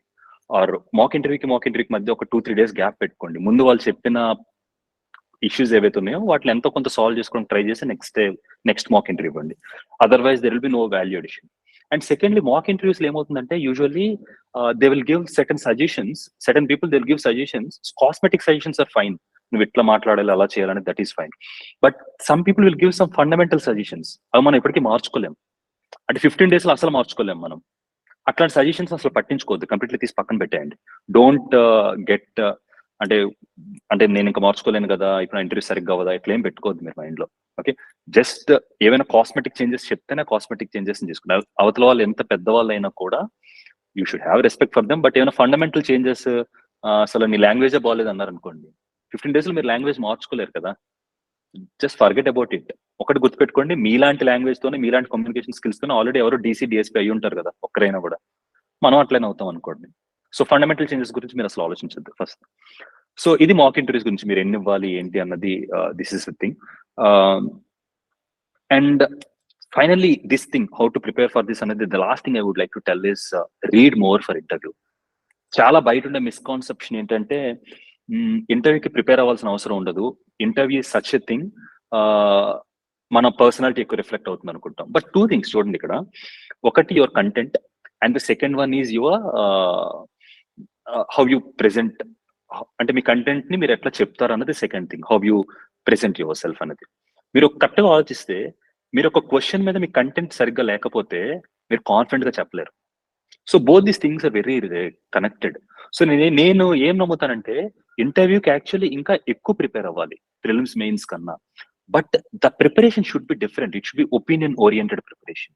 అంటే ప్రతి దాని మీద ఒపీనియన్ క్రియేట్ చేసుకునేటంత వరకు మీ ప్రిపరేషన్ ఉండాలి. అంటే ఒక టాపిక్ గురించి మీరు ఎంత చదవాలంటే, this is the only opportunity wear ఒక పర్టికులర్ టాపిక్ గురించి మీరు చాలా డీప్ గా వెళ్ళొచ్చు. ఎంత డీప్ గా వెళ్ళాలంటే ఎక్కడో దగ్గర మీ ఒపీనియన్ ఫామ్ అయిపోతుంది, అక్కడ ఆపేయచ్చు మీరు topic. You got. So what I'm saying, so content ఉంటేనే ఇంటర్వ్యూ బాగా ఇవ్వగలం. So read more for the next 15 days నేను చెప్తున్నా. నా so my UPSC CRPF interview, for that I have prepared for 1 month, almost 1-2 months I have prepared literally the whole day. అంటే మొత్తం రోజంతా కూడా నేను ప్రిపరేషన్ పెట్టాను అనమాట. అంటే you can imagine, if I can say 12-13 hours a day interview preparation, I have done it for 2 months. That paid of. ఎందుకంటే కొన్ని క్వశ్చన్స్ వాళ్ళు అడుగుతున్నప్పుడు యు నో ద ఆన్సర్. ఎందుకంటే మనం చాలా క్వశ్చన్స్ ముందే రిహార్సల్ చేసేసి ఉంటాం కదా. You know the answer. When you know the answer, what happens is you will tell it very confidently. That is the major. ఎందుకు నేను ఎక్కువ చదవమని చెప్తున్నానంటే, ఇప్పుడు for example what is the difference between public order and law and order question అడిగాను నన్ను ఇంటర్వ్యూలో. నేను ఎగ్జాక్ట్లీ ముందే ప్రిపేర్ అయ్యాను. ఇఫ్ ఇది అడిగితే దీనికి ఆన్సర్ ఇది, నేను ఎగ్జాంపుల్ ఇవ్వాలని. While they are asking that question, నేను ఒక చిన్న స్మైల్ ఇస్తున్నా. ఎందుకంటే నాకు ఆ క్వశ్చన్ తెలుసు కాబట్టి ఐఎమ్ జస్ట్ గివింగ్ చిన్న స్మైల్ ఇస్తున్నాను అనమాట. ఒక ఇట్ షోస్ దట్ కాన్ఫిడెన్స్. ఏంటంటే క్వశ్చన్ అడిగితే స్మైల్ ఇస్తున్నాను, కాన్ఫిడెన్స్ చూపిస్తుంది బయటికి. And then I answered it very confidently. అంటే నేను ఎక్కడ కూడా I don't need to search for words, I don't need to frame my sentence at all. చక్కగా నేను ఏదైతే మైండ్ లో పెట్టుకుని అది అలాగా ఏదో ఒక 2 seconds గ్యాప్ ఇచ్చి అప్పటికప్పుడు ఆలోచించినట్టు అప్పుడు నేను ఆన్సర్ చేశాను. విచ్ షోస్ దాట్ అప్పటికప్పుడు నేను ఆన్సర్ ఇచ్చాను అన్నట్టు. So this is what I'm saying, this is what I'm advocating. Read more, which will help you. And the next one is read more. This is what I సే. ఎక్కువ చదవండి, opinion form అయినంత వరకు చదవండి. So this is the whole thing about how to prepare for this interview అన్నది నేను చెప్పా. Now the frame of mind and behaviour which is actually more important ఇంటర్వ్యూకి సంబంధించి. ఇది నేను ఏం చెప్తానంటే నేను స్టాండర్డ్ గా చెప్పేది ఇది. So your this is the third module, అంటే almost last part one. What is the frame of mind and the behaviour that you should have for an interview.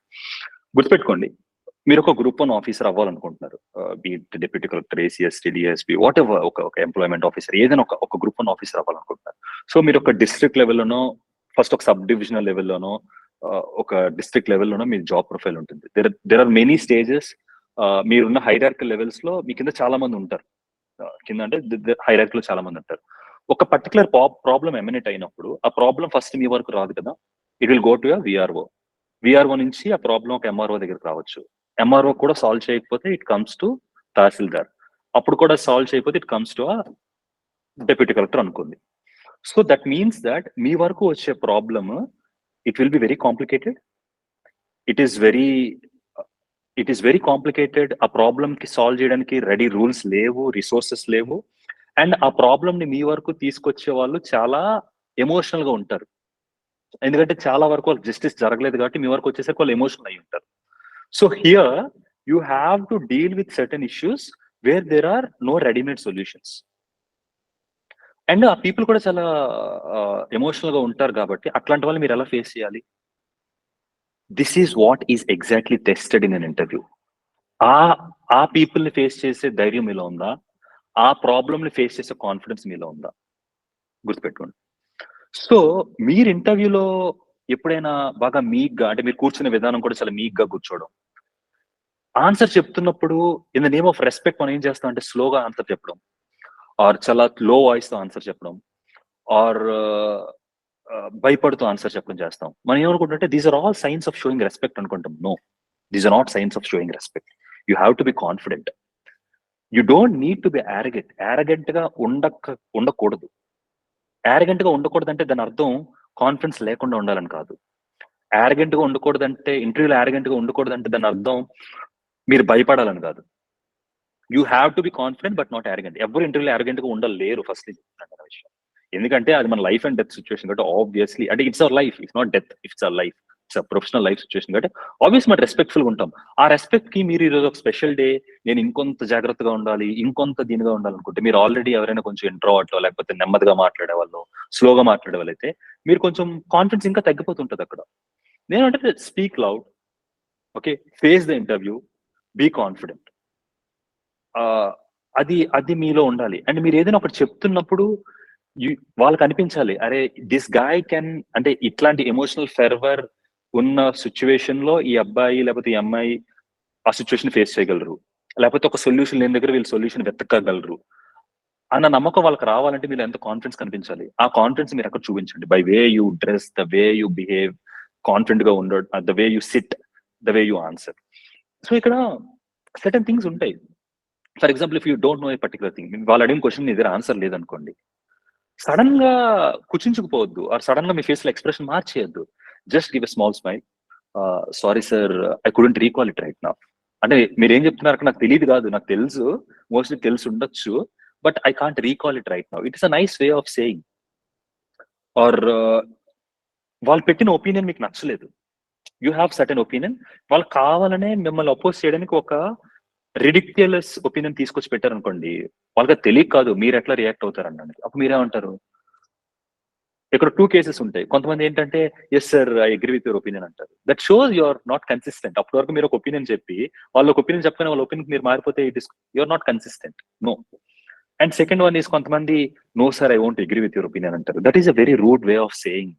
You can say that sir I beg to differ with you in this aspect. Okay. Or వాళ్ళు కావాలనే ridiculous opinion కాకుండా వాళ్ళు వేరే opinion చెప్తున్నారు అనుకోండి. Sir as of now, as my knowledge goes and my reading goes, as my experience goes, this is the opinion I have right now. I will check on your data later. I will read it on. I will expose myself more to this issue afterwards, and then I'll change my opinion, or then I'll change opinion. Or ఇలా అనొచ్చు, నాకు ఇంతవరకు experience ఉంది, ఈ experience నేను ఇంతే చెప్పగలను. Maybe ఇంకా బెటర్ ఎక్స్పీరియన్స్ ఉండుంటే, నేను ఇంకొంచెం better experience or better on ground experience ఉండుంటే నేను ఆ ఒపీనియన్ ఇంకొంచెం ఇంకోలా కూడా ఉంటుంటే సార్. అంటే వాళ్ళు మీరు ఏదైనా ఒక సొల్యూషన్ చెప్పారనుకోండి, లేదా మనకు ఇంకా ప్రాక్టికల్ సొల్యూషన్ కావాలని అంటారు వాళ్ళు, మీరు ఇంకో సొల్యూషన్ చెప్తారు, లేదు లేదు ఇంకా ప్రాక్టికల్ కావాలి, యూఆర్ గివింగ్ బుకిష్ సొల్యూషన్స్ అన్నారు అనుకోండి వారు. Then you can say that sir as of now this is what my opinion is, but maybe some more experience can give a better opinion later అని మీరు చెప్పొచ్చు అనమాట. So that is one way of telling it. And for example if you are in a particular doubt, మీకు ఏదో ఒక doubt ఉంది, ఆ doubt లో or if you don't know a particular thing or you need some time to tell, అంటే మీకు ఏమంటారు ఇంకా ఇంకొంచెం టైం కావాలి, అప్పటికప్పుడు మీరు ఆన్సర్ ఫ్రేమ్ చేసుకోలేకపోతున్నారు అనుకోండి, immediately don't answer that question. You can say that sir can I take a moment to frame a answer, or sir can I take a moment to answer this, and they'll say yeah you can take a moment. Then you can think, or you can frame your answer, and then you can answer the question. So these are the ways of being ante etla confident ga interview lo undochu annavi ivi konni ways. And next one ఏంటంటే how to answer a particular question. చాలా మంది ఏం చేస్తారంటే, మీకు ఏదైనా వచ్చిన question ఉందనుకోండి, immediate గా మనం ఏం చేస్తాం, యూ విల్ రష్ అండ్ చాలా ఫాస్ట్ గా చెప్పేస్తాం. అంటే the tone and tenor will be different when you no a particular answer, and the way you express it immediate గా ఎక్స్ప్రెస్ చేసేస్తాం, చాలా ఫాస్ట్ గా చెప్పేస్తాం, కాన్ఫిడెంట్ గా చెప్పేస్తాం. మీకు ఏదైనా రాని క్వశ్చన్ ఇచ్చాం అనుకోండి, నెక్స్ట్ క్వశ్చన్ రాదనుకోండి, మీరు ఒక ల్యాక్ ఆఫ్ కాన్ఫిడెన్స్ మన ఫేస్ లో కనిపించేస్తుంది. సో నేనేమంటానంటే, for every question when they ask a particular question, take a pause for second are two, ఒక 1 or 2 seconds పాజ్ తీసుకోండి. మీరు పాజ్ తీసుకున్న తర్వాత మీరు ఆన్సర్ చెప్పండి.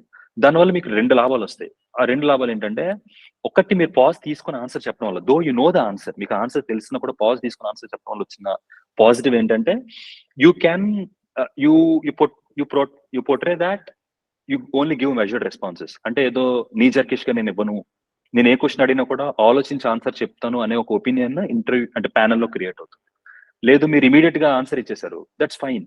నెక్స్ట్ క్వశ్చన్ మీరు అసలు ఆన్సర్ ఇవ్వలేకపోయారు, దెన్ మీరు అటు ఇటు చూడడం, లేకపోతే కిందకు చూడడం, then you think, it shows that you're not consistent. నేనేమంటానంటే, ఇంటర్వ్యూ ఫస్ట్ మినిట్ నుంచి లాస్ట్ మినిట్ వరకు if you can show that consistency, అంటే మీ కంపోజర్ లో కానీ ద వే యూ ఆన్సర్ కానీ, that is exactly what defence what you are over there, and that will be rewarding.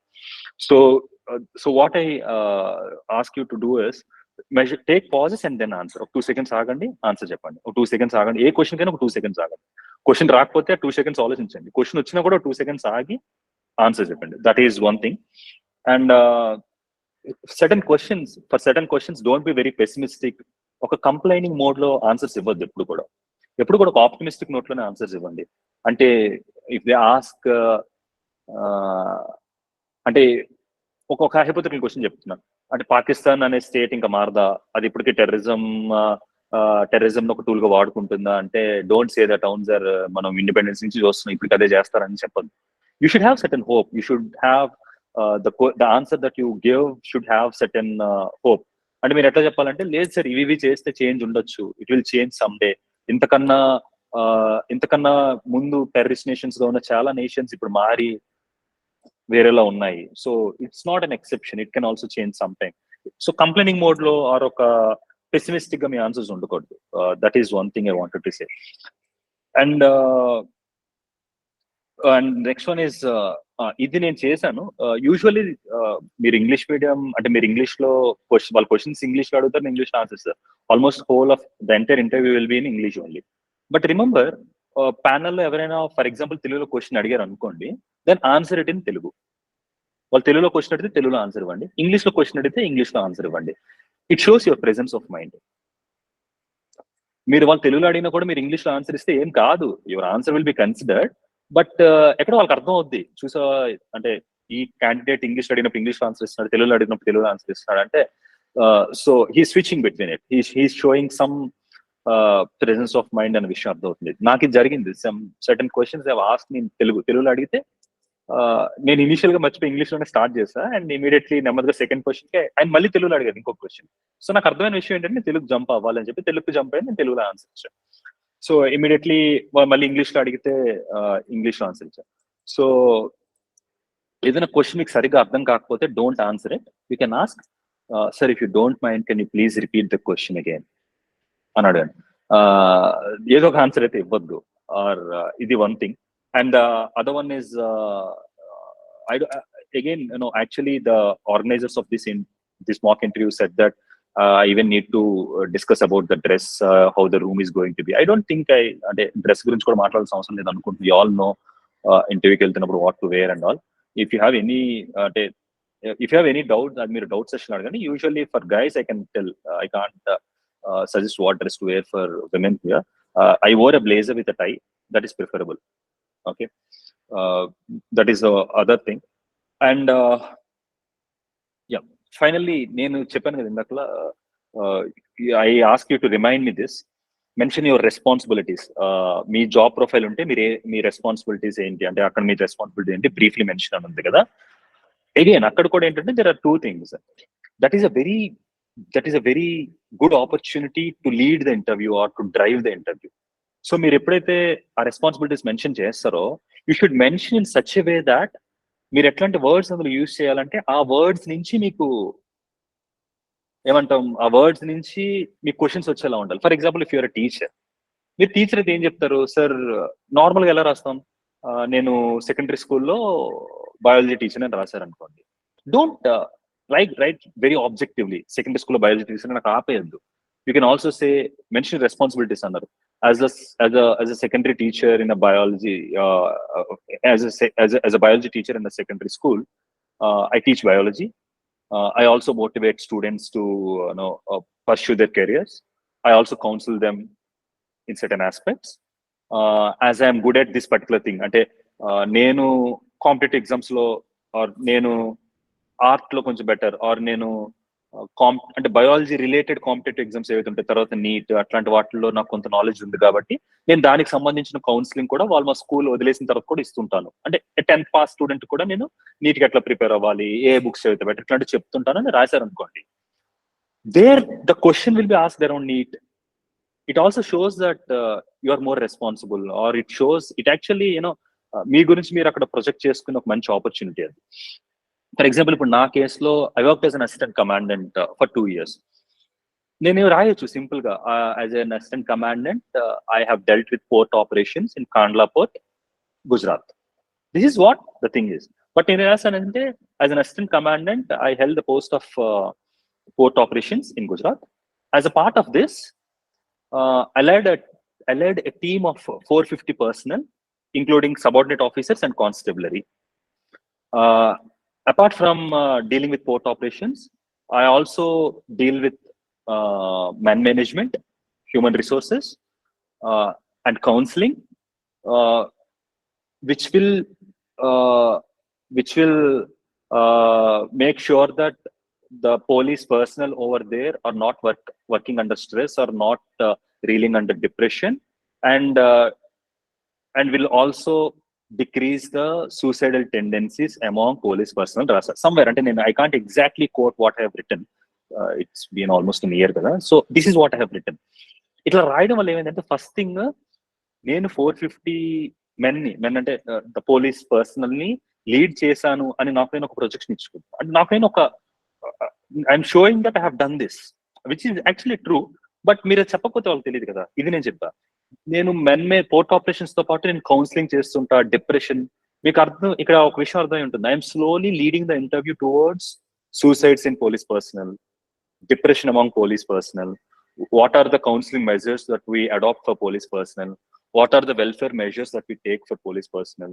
A welfare measures తీసుకుంటే police person help అవుతుంది, దీని మీద నా ఇంటర్వ్యూలో ఛాన్స్ ఉంటుంది. అండ్ ఎగ్జాక్ట్లీ నేను రాసిన ఈ వర్డ్స్ మీదే suicides in police, A counselling questions చెప్తాను.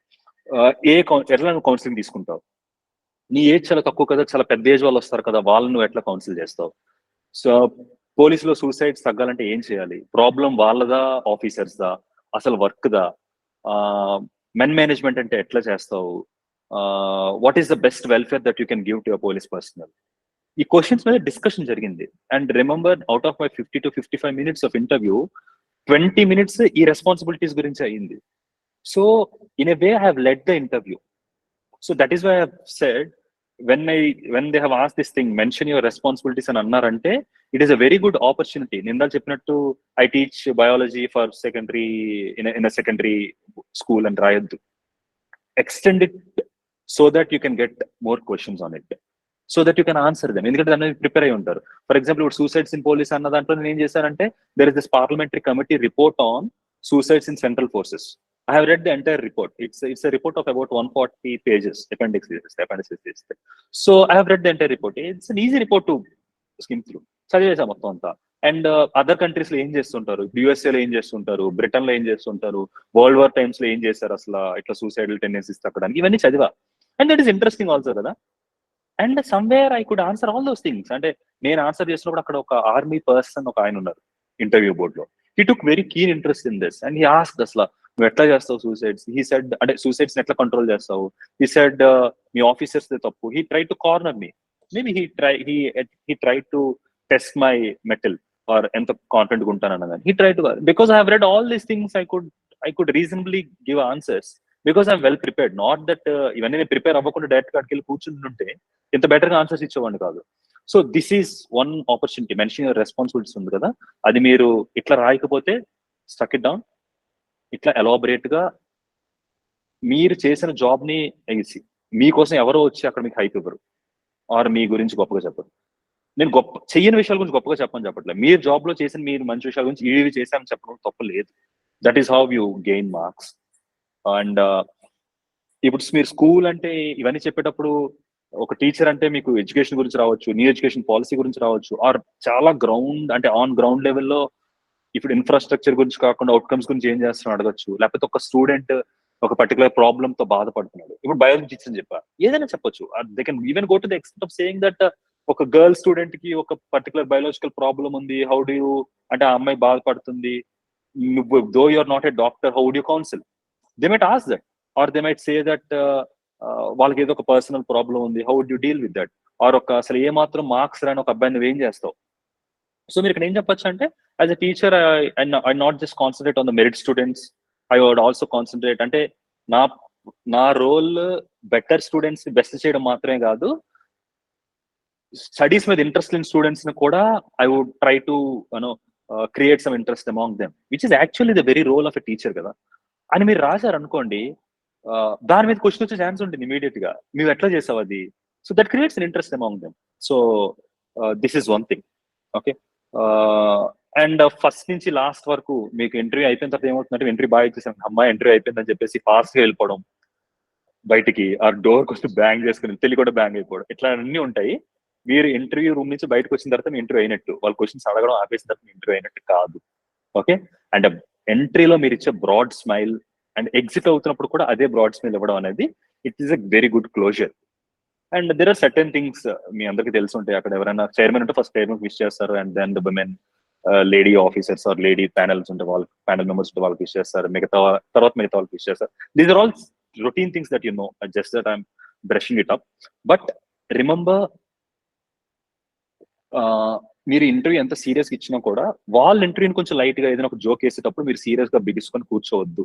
It shows that you don't have sense of humour. It shows that you are very ఏదో కరుడు కట్టిన వ్యక్తిలా కనిపించొద్దు. If they smile you can also smile. నా ఇంటర్వ్యూ అప్పుడు వాళ్ళు డిస్కస్ చేసుకుని జోక్ వేసుకుంటే నేను దానికి నవ్వా. ఇట్ షోస్ దట్ మనమే అంత భయపడిపోవట్లేదు, మనం కూడా ఇంటర్వ్యూలో పార్ట్ లోనే ఉన్నాము, we are enjoying them. So finally I would like to tell one thing. అంటే my father is a government employee. నేను ఇంటర్వ్యూకి వెళ్ళే ముందు ఏం పెట్టుకుంటానంటే, లోపల కూర్చున్న వాళ్ళందరూ మా ఫాదర్ ఫ్రెండ్స్. ఇప్పుడు ఫర్ ఎగ్జాంపుల్ మా ఫాదర్ ఫ్రెండ్స్ ఆర్ మా ఫాదర్ సుపీరియర్స్ మా ఇంటికి వస్తే నేను ఏం చేస్తా, వణికిపోను కదా, నేను రెస్పెక్ట్ఫుల్ గా మాట్లాడతా.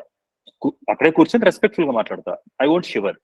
ఐ ఫెల్ట్ దట్ ఓకే, లోపల కూర్చున్న వాళ్ళందరూ మా father friends or my father's colleagues or my father's కి సుపీరియర్స్. వాళ్ళు అడిగే క్వశ్చన్స్ ఆన్సర్ చెప్తున్నా అన్న ఒక ఫ్రేమ్ ఆఫ్ మైండ్ తో వెళ్ళాలి అంతే. మీరు ఒక క్వశ్చన్ ఆన్సర్ తెలియదు అనుకోండి, ఇమీడియట్లీ వెంటనే మీకు ఆర్టీసీ క్రాసెస్ గుర్తు రాకూడదు. అయిపోయింది నాది, మళ్ళీ నెక్స్ట్ నేను ప్రిపేర్ అవుతాను, నా లైఫ్ ఈజ్ డన్, ఈ ఫ్రేమ్కి వెళ్ళిపోవద్దు. మీరు ఇంకా ఇంటర్వ్యూలోనే ఉన్నారు, దెర్ ఇస్ ఛాన్స్. 2 క్వశ్చన్లు రాకపోయినా, 3 క్వశ్చన్లు రాకపోయినా, I won't say fight back, just be in the interview. అరే రాలేదు అయితే ఏంటి. అలా 3-4 క్వశ్చన్లు రాని వాళ్ళకి కూడా చాలా మందికి సివిల్ సర్వీసెస్ ఆర్ గ్రూప్ 1 వచ్చి ఉంటుంది కదా. కానీ వాళ్ళు ఏం చేశారు, వాళ్ళకి మిగతా వాళ్ళకి డిఫరెన్స్ ఏంటంటే, వాళ్ళకి ఆ 3 క్వశ్చన్స్ రానప్పటికీ కూడా still they will maintain that smile on the face, still they will answer it with all confidence.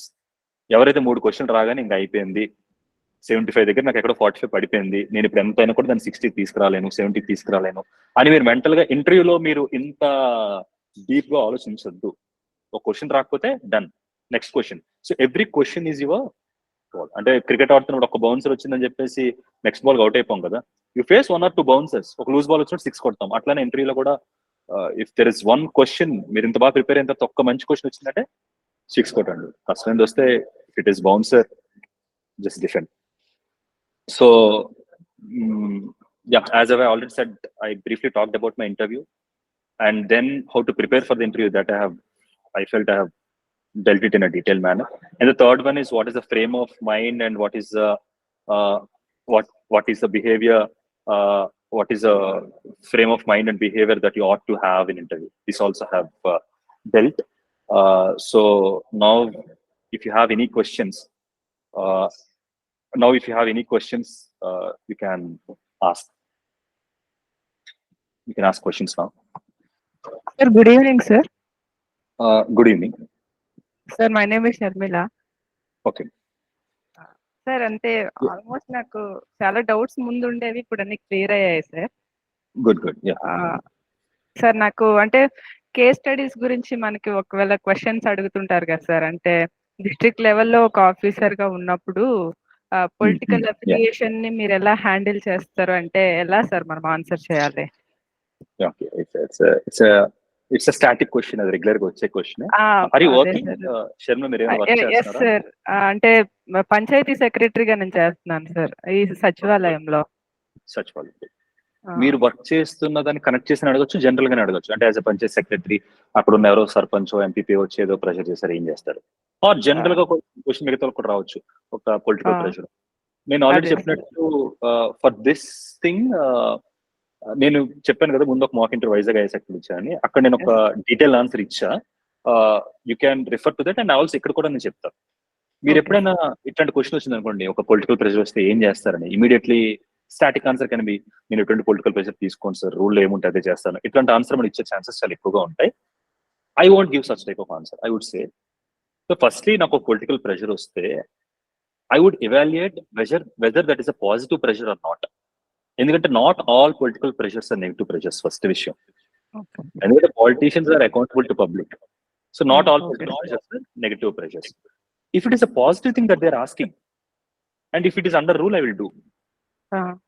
Or if it is a positive thing, a rule lekapoyina kuda I will try to do it somehow within the legal framework.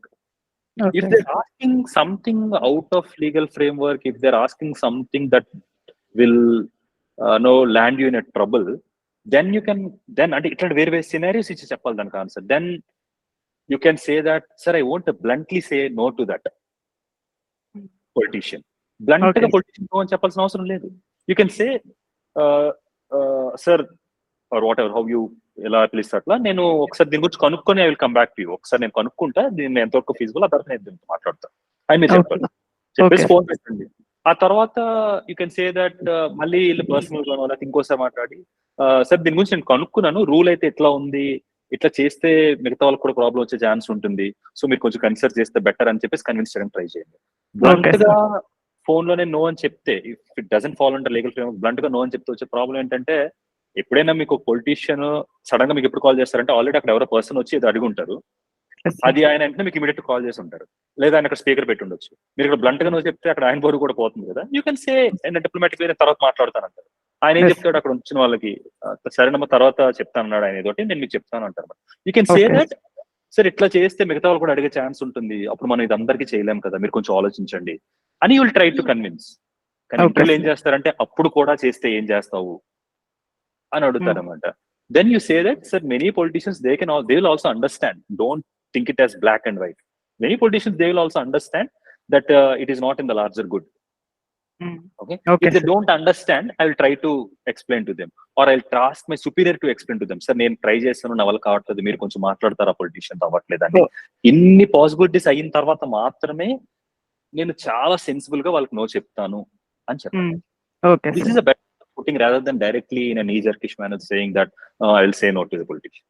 Okay sir. ఇంకొకటి sir doubt. ఇప్పుడు అదే sir, ఇప్పుడు DOF లో achievements ఇంకా ఉంటాయి కదా sir, మొత్తం 5 points ఉన్నాయి కదా, అందులో ఏవైనా అంటే ఎంటీగా మనం వదిలేసినా దాని వల్ల నెగటివ్ ఇంపాక్ట్ ఏమి ఉండదు కదా అంటే? Okay. Have you ever participated in sports, NCC, NSS? నేను బ్లాంక్ పెట్టా. పార్టిసిపేట్ అంటే చేశాను యాక్చువల్లీ, కొన్ని అథ్లెటిక్ మీట్స్ చేశాను, but athletics is different from sports కదా అని చెప్పేసి నేను పెట్టలా, నేను బ్లాంకే పెట్టా. కూడా పెద్ద మిస్టేక్ ఏం కాదు. సార్ అదే సార్, ప్రెసెంట్ అయితే ఈ 2 డౌట్స్ అయితే ఉన్నాయి సార్, నాకు క్లియర్ అయ్యాయి. Thank you so much sir. Yeah, and someone has typed ఏదో క్వశ్చన్ టైప్ చేశారు, what should be write in work experience space if you are not employed? You don't have any work experience అంతే. చెప్తున్నా కదా, this is the whole thing. Sai Harsha, work experience లేకుండా పెడితే అబద్ధాన్ని నిజం చేయడానికే మొత్తం మీ ప్రిపరేషన్ అంతా అయిపోతుంది. మీకున్న 10 days లో మొత్తం చేయిందని మీరు ఎక్కడి నుంచి ఇక్కడ చేయగలరు? సో పెట్టద్దు. నేను మీ పొజిషన్ లో ఉంటే నాకు వర్క్ ఎక్స్పీరియన్స్ లేకపోతే వర్క్ ఎక్స్పీరియన్స్ లేదని చెప్తా. So at least that honesty is will be rewarded. Sir, want to make an informed choice while filling of order. Can you suggest a source or YouTube video which discusses pros and cons? See, I can't now ఇప్పుడు నేను చెప్పలేను exactly ఏ video అన్నది. There are certain institutes పెట్టారు, మీరు ఒకసారి YouTube లో if you can type you'll get to know pros and cons. చాలా videos ఉన్నాయి దాని మీద.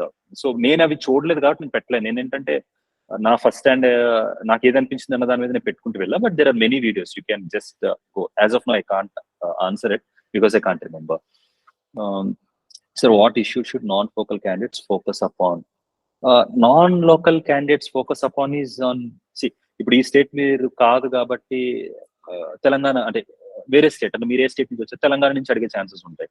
సో దాని గురించి మీరు క్వశ్చన్స్ ని అంటే ఏమంటాం, దాని గురించి మీరు తెలుసుకోవాలి ఫస్ట్ థింగ్. అక్కడ మీ డిస్ట్రిక్ట్ గురించి కూడా తెలుసుకోవాలి. ఇప్పుడు లాస్ట్ 8 years 9 years గా స్టేట్ డివైడ్ అయింది, కానీ అంతకుముందు 2 ఒకటే కాబట్టి ఈ బ్యూరోక్రాట్స్ అక్కడ కూడా వర్క్ చేసి ఉంటారు. They will also have a fair knowledge of Telangana districts and Telangana state. So definitely మీరు మీ డిస్ట్రిక్ట్ గురించి మీ దాని గురించి తెలుసుకోవాలి. ఇక్కడ మీకు ఏవైనా సమ్ ఎఫిలియేషన్స్ ఎక్కడ ఉంటే, చిన్నప్పుడు మీరు చదువుకుని ఉంటే ఆ డిస్ట్రిక్ట్స్ గురించి తెలుసుకుంటారు. That's it. ఇంకా వాళ్ళు ఏమైనా if they want to pull your leg, మీకు స్టేట్ గురించి తెలియదు కదా, మీరు ఎట్లా ఇక్కడ వర్క్ చేయగలరు అని అడిగారు అనుకోండి, you can say that sir 9 years back ఇది అసలు 2 states కాదు, it's a single state and we all speak Telugu. More or less the cultures are similar. You can't say same, similar. So adem pedda vishayam kaadu. And second thing is I have this quality of adapting to various cultures. So నేను immediate గా అక్కడ ఉన్న culture ని చూసుకుంటా. In that manner Kosta culture, Rayalaseema culture కూడా ఒకటి కాదు కదా. కోస్తాలో మళ్ళీ ఉత్తరాంధ్ర కల్చర్, గోదావరి కల్చర్ కూడా ఒకటి కాదు కదా. So as a bureaucrat wherever we go, we need to accustom to that particular culture of that particular place in a very swift manner.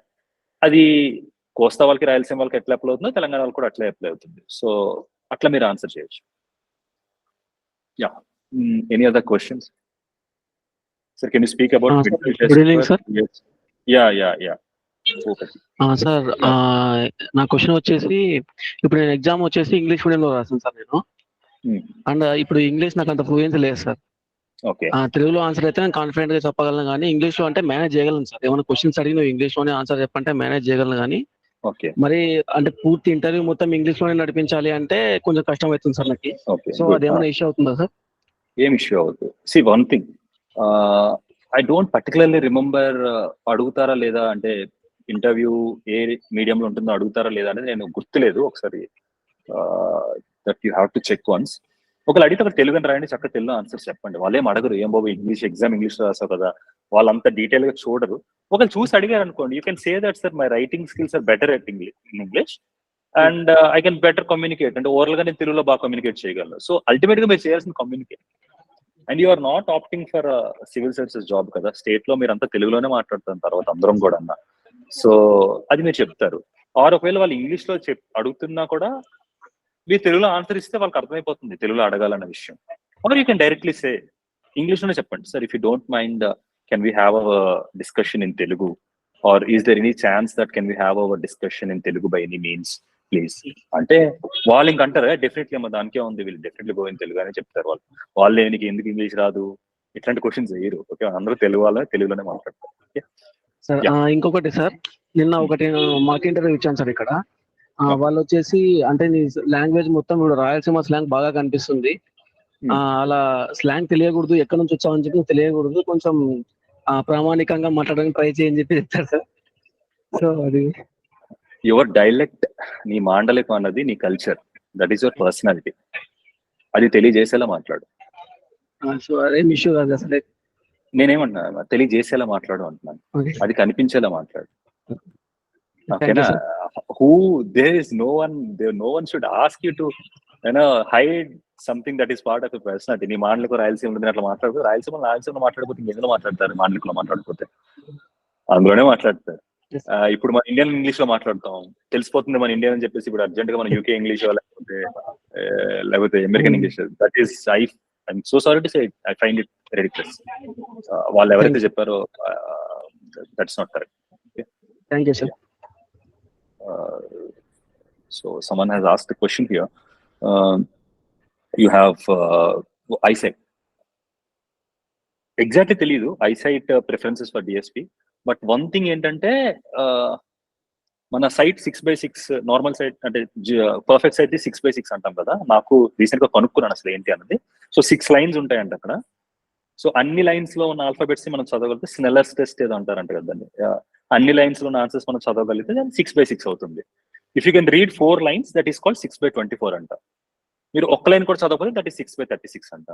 So if you can even get 6/24 that is fine అని నేను విన్నాను. అంటే I asked some of my friends, ఈ doubt ఇంకెవరో కూడా rise చేశారు. So if you at least have 6/24 that is fine. So మీరు ఏం చేస్తారంటే ఒకసారి టెస్ట్ చేయించుకుని రండి, ఒకసారి ఐ టెస్ట్ చేసుకోండి. సో 6/24 ఉంటే దట్ ఈస్ ఫైన్. అంతకన్నా తక్కువగా ఉంటే ఇష్యూ అయ్యే ఛాన్స్ ఉంటుంది, దెన్ డిఎస్పీకి ఇష్యూ అవుతుంది. కలర్ బ్లైండ్నెస్ ఏమైనా ఇష్యూ అవుతుందా సార్ డిఎస్పీకి? అండ్ అనదర్ థింగ్, ఇది నేనైతే చెప్పానో ఇది కాకుండా కూడా ఇంకొన్ని క్రైటీరియా ఉండొచ్చు, నాకు ఇంతవరకు తెలుసు. So I should give a disclaimer that ఇది మాత్రమే క్రైటీరియా అని చెప్పట్లా. ఓకే, ఇంతకు మించి ఏదైనా ఉందేమో ఒకవేళ ఉన్నా కూడా ఇప్పుడు మనం ఏం చేయలేం కదా. ఇంత ఇప్పుడు ఎగ్జామ్ 15 days లో పెట్టుకొని colour blindness is an issue. If you have colour blindness you not do. Color blindness is an issue. And another question is, sir, how to explain if there is a gap in work experience? I worked for a few years. After that, since then I'm preparing for examinations, right? Genuine గా చెప్తారు, in years work చేశాను. ఆ తర్వాత మీరు ఎందుకు ఆ job మానేసారో చెప్తారు. ఎందుకు మానేసాను అన్నప్పుడు సార్ నేను బ్యాలెన్స్ చేసుకోలేకపోయాను ఇట్లాంటి వర్డ్స్ యూజ్ చేయొద్దు. విచ్ షోస్ దట్ తర్వాత ఇంకా ఎక్కువ టాస్క్స్ ఉంటాయి, బ్యాలెన్స్ చేసుకోవడం మానేస్తామా? కాదు కదా. So you can say that దాన్ని కొంచెం పాజిటివ్ గా చెప్పొచ్చు. సార్ నా ఫుల్ టైమ్ నేను వర్క్ చేస్తూ ప్రిపేర్ అయ్యాను సార్, అప్పుడు నాకు ఏమనిపించింది అంటే ఇంకా ఫుల్ టైం పెడితే ఇంకా బెటర్ గా నేను ఫాస్ట్ గా నా గోల్ రీచ్ అయ్యే ఛాన్స్ ఉంది అనిపించింది. సో అందుకే నేను జాబ్ వదిలే. Not that I won't like my job అని చెప్పేసి మీరు చెప్పండి. That is one way. And the second thing is ఎందుకు గ్యాప్ వచ్చిందంటే దట్స్ ఇట్. ఇదే this is what you can say. Full time పెట్టాలనుకున్నాను, ఫస్ట్ నేను ట్రై చేశాను, ఆ తర్వాత ఫుల్ టైం పెట్టాలనుకున్నాను చెప్తాను. Yeah, someone has raised their hand. Sai Kishore, yes. Hi, sir. Hello. So my first question will be like, when will the interview panel will see our DAF? When will be the first time they get to know our DAF?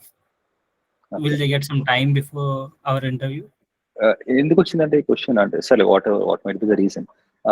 ఇప్పుడు ఏంటంటే మీరు interview APSC building లోకి వెళ్ళిన తర్వాత మీ అందరిని ఒక హాల్లో కూర్చొని పెడతారు. అక్కడ మీరు డాక్యుమెంట్ వర్క్ ఆల్రెడీ మనం అంతా ముందు చేసుకుని వచ్చేస్తాం. దెర్ విల్ బి సమ్ చిన్న వర్క్ చేయాల్సింది ఉంటుంది. ఎవరైనా మిస్ అయిపోయిన డాక్యుమెంట్స్ లేకపోతే వేరే జిరాక్స్ లేకపోతే ఇట్లానే చేస్తున్నప్పుడు you will have a time.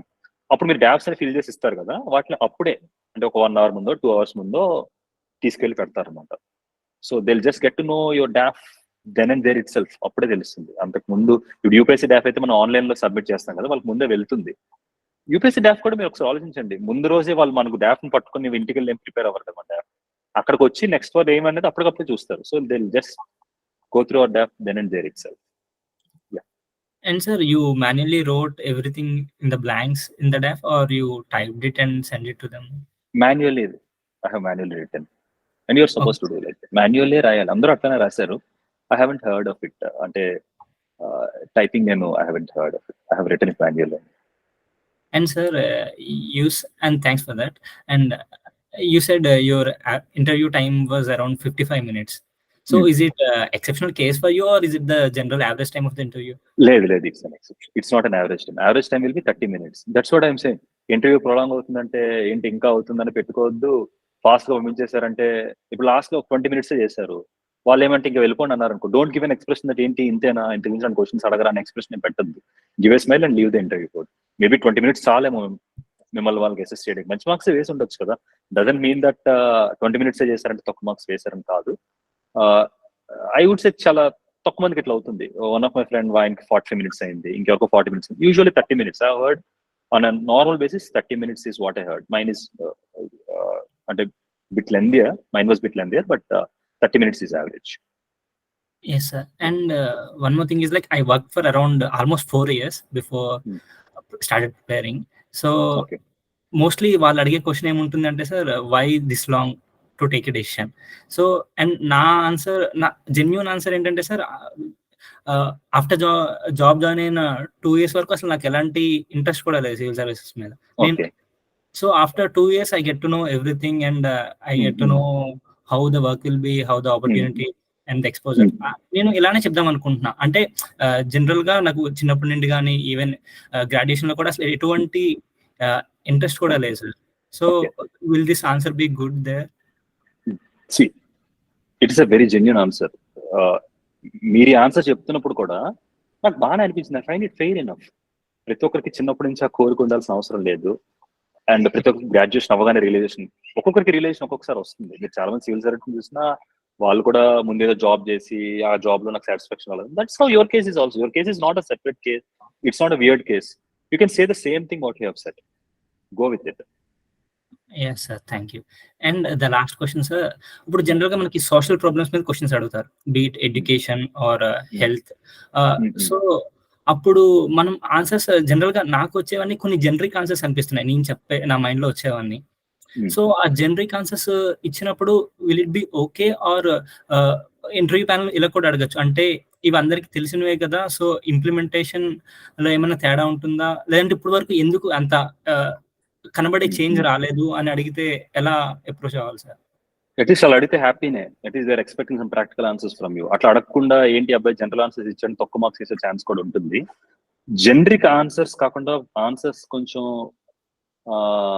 More practical oriented గా ఉండాలంటే ఫస్ట్లీ మన క్వశ్చన్ అంటే మనం ఐడెంటిఫై చేసిన ప్రాబ్లం ప్రాక్టికల్ ఓరియంటెడ్ గా ఉంటే ఆబ్వియస్లీ దానికి వచ్చే సొల్యూషన్ కూడా ప్రాక్టికల్ ఓరియంటెడ్ ఉంటుంది. సో మీరు ఎక్కడి ఏం చేస్తారంటే ఈ సోషల్ ప్రాబ్లమ్స్ మీద జనరిక్ ప్రాబ్లమ్స్ ని రాసుకొని దానికి సొల్యూషన్స్ వెతకద్దు. Okay, don't. That's what initial గా నేను చెప్పాను కదా, మెయిన్స్ లో ఆలోచించండి, ఒపీనియన్ బేస్డ్ గా ఆలోచించండి ఒకటి. అండ్ మీరు అక్కడ ఉంటే మీరు ఏం చేస్తారనేది ఆలోచించండి. సో మీరు అక్కడ ఉంటే ఇంత జనరిక్ గా you can't come up with very big policy కదా. మీరు అక్కడ ఉంటే ఏం చేస్తారు, మీకు కొన్ని లిమిటేషన్స్ ఉంటాయి. ఆ లిమిటేషన్స్ లో మీరు కొన్ని పనులు మాత్రమే చేయగలరు. అవి చాలా ప్రాక్టికల్ గా ఉంటాయి ఆ పనులు.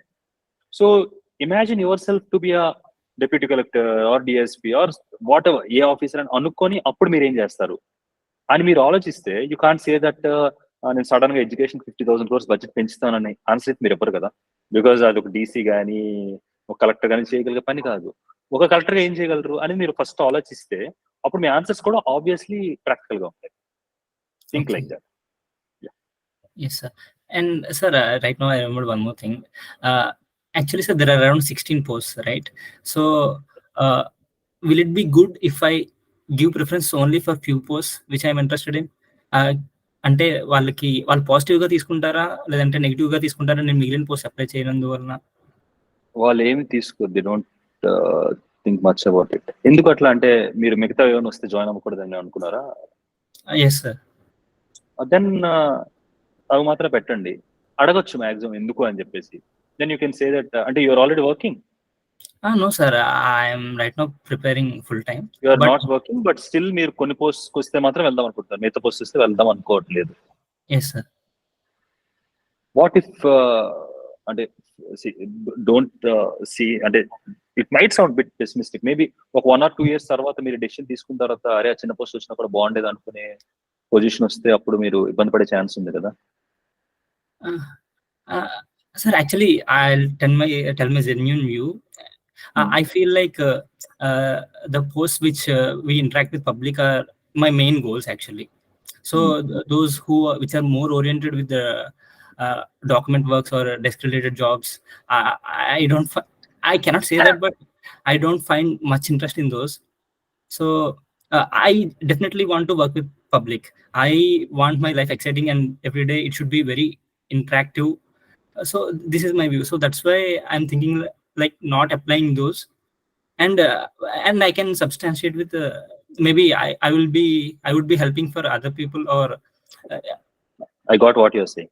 See, మనం ఏమనుకుంటాం అంటే అదే దిస్ ఈజ్ అంటే మనకు పర్టికులర్ జాబ్ మీద మనకు ఉండే పర్స్పెక్టివ్ సొసైటీ ఏం చెప్పింది, లేకపోతే మూవీస్ లో ఏం చూపించారు, లేకపోతే సక్సెస్ స్టోరీస్ లో ఏం చెప్పారు అన్న మీద డిపెండ్ అయి ఉంటుంది. If that is the case, so మీరు అనుకుంటున్న ఈ జాబ్ లో ప్రతి జాబ్ కి పేపర్ వర్క్ ఉంటుంది. If you feel that paper work is not your, అసలు ఏ జాబ్ కూడా పేపర్ వర్క్ లేకుండా ఉండదు. అండ్ మీరు అనుకున్నంత పబ్లిక్ ఇంటరాక్షన్ అంటే see that is exactly the problem. ఇందాక కూడా నేను అదే చెప్పాను కదా, డిఎస్పీ ఆప్ చేసినప్పుడు మనం బయట పర్స్పెక్టివ్స్ బేస్ మీద ఆప్ చేస్తాం, బట్ వచ్చే ఇక్కడ వేరే ఉంటుందని. అట్లానే ఇప్పుడు మనం అంటే there are many things that ఇప్పుడు కొన్ని బుక్స్ ఏవో చదువుతాం మనం bureaucrats, right from books to movies. ఆ బుక్స్ లో వాళ్ళు అయితే సమ్ యాక్షన్ ఓరియంటెడ్ రాస్తారు, కానీ వాళ్ళు చేసిన డాక్యుమెంట్ వర్క్ రాయరు. చాలా డాక్యుమెంట్ వర్క్ చేస్తారు వాళ్ళు కూడా, లేకపోతే చేయిస్తారు, లేకపోతే చేసిన డాక్యుమెంట్ వర్క్ రివ్యూ చేస్తారు. ఓకే, మన every day the work you do will be through documents 90% of your work. Yes, sir. Okay Bhaagamathie మూవీలో అనుష్క చేసే కలెక్టరో, లేకపోతే అదేదో పాత మూవీలో సౌందర్య చేసే కలెక్టరో, ఆర్ లేకపోతే ఇట్లా అంత కంప్లీట్లీ ఉదయం నుంచి సాయంత్రం పోలీ జనాల్లోనే స్కూల్కి వెళ్ళిపోయి అక్కడ మనం ఏదో చేసేసి లేకపోతే ఆన్ గ్రౌండ్కి వెళ్ళిపోయి ఉంటుంది, but not completely like that. So if you feel that documented work ని చేయను అనుకుంటే అన్నిట్లో ఉంటుంది document work, everything. Just that కొన్నింట్లో కొంచెం తక్కువ ఉంటుంది, కొన్నింట్లో కొంచెం. ఇప్పుడు ఒక డీసీకి మీరు ఎట్లా ఫీల్ అవుతారు, ఎట్లా అనుకుంటామంటే డీసీ డిఎస్పీ వీటిలో పీపుల్ ఇంటరాక్షన్ ఎక్కువ ఉంటుంది, డాక్యుమెంట్ వర్క్ తక్కువ ఉంటుంది అనుకుంటాం. నో, పీపుల్ ఇంటరాక్షన్ ఎక్కువ ఉంటుంది అంతే, ఉండాల్సిన డాక్యుమెంట్ వర్క్ కూడా ఉంటుంది. Just that you don't do that document work. Group 1 లో ఏ సర్వీస్ వాళ్ళు కూడా వాళ్ళు చేయరు డాక్యుమెంట్ వర్క్, మిగతా వాళ్ళు ఎవరైనా చేస్తే that you will review, you have to review it. Okay, so maybe మీరు అనుకుంటుంది ఒకటి ఉంటుంది, practical it will be different. Still if you feel that నేను కొన్ని జాబ్స్ కి పెడతాను అనుకుంటే పెట్టండి, say the same answer. Sir నేను పబ్లిక్ ఇంటరాక్షన్ జాబ్స్ చేద్దాం అనుకుంటాను, అందుకే పెట్టాను, మిగతా పెట్టాలనుకుంటున్నాను. Yeah, yes sir, thanks a lot. Any other questions? Sir, how to answer? I am having 5 years gap after graduation, no experience, preparing for your, then that's what you say. మీరే కాదు చాలా మంది ఈ కేసెస్ ఉంటాయి, 5 years gap ఉండడం, 3 years gap ఉండడం, 4 years gap ఉండడం. కొంతమంది ఏవో పెడుతుంటారు, ఈ ఫెలోషిప్ చేసాము లేకపోతే ఇక్కడ వర్క్ చేసాము ఎట్లా అని. ఒకవేళ మరీ చూడండి 8 years, 9 years, 10 years గ్యాప్ ఉంటే ఒక రాంగ్ ఇంప్రెషన్ క్రియేట్ చేసే ఛాన్స్ ఉంది. 5 years ఈజ్ ఆల్సో కొంచెం ఎక్కువే, బట్ స్టిల్ ఏం చేస్తాం అంటే మనకి లక్ బాగాలేదు అన్నట్టు will say that sir I have tried, I didn't get, ఎందుకు మీరు మళ్ళీ జాబ్కి వెళ్ళిపోలేదు. నేను ఏమనుకుంటా sir, you can say like this, sir నేను ఫస్ట్ 2-3 years లోనే జాబ్ క్రాక్ చేస్తాను వచ్చా, బట్ 3 years అయిపోగానే నాకు జాబ్కి వెళ్ళిపోవాలని ఏమి అనిపించలేదు, why I shouldn't try for 1 అని నేను ఇంకా ఆప్టిమిస్టిక్ గా నేను 2 more years ఇక్కడ స్పెండ్ చేశాను. యాక్చువల్లీ ఈ ఇయర్ ఇది రాకపోయి ఉంటే మేబీ నెక్స్ట్ ఇంకా నేను ట్రై చేసుకుంటాను సార్ జాబ్స్ కి, అందుకే 5 years గ్యాప్ వచ్చిందని చెప్తారు.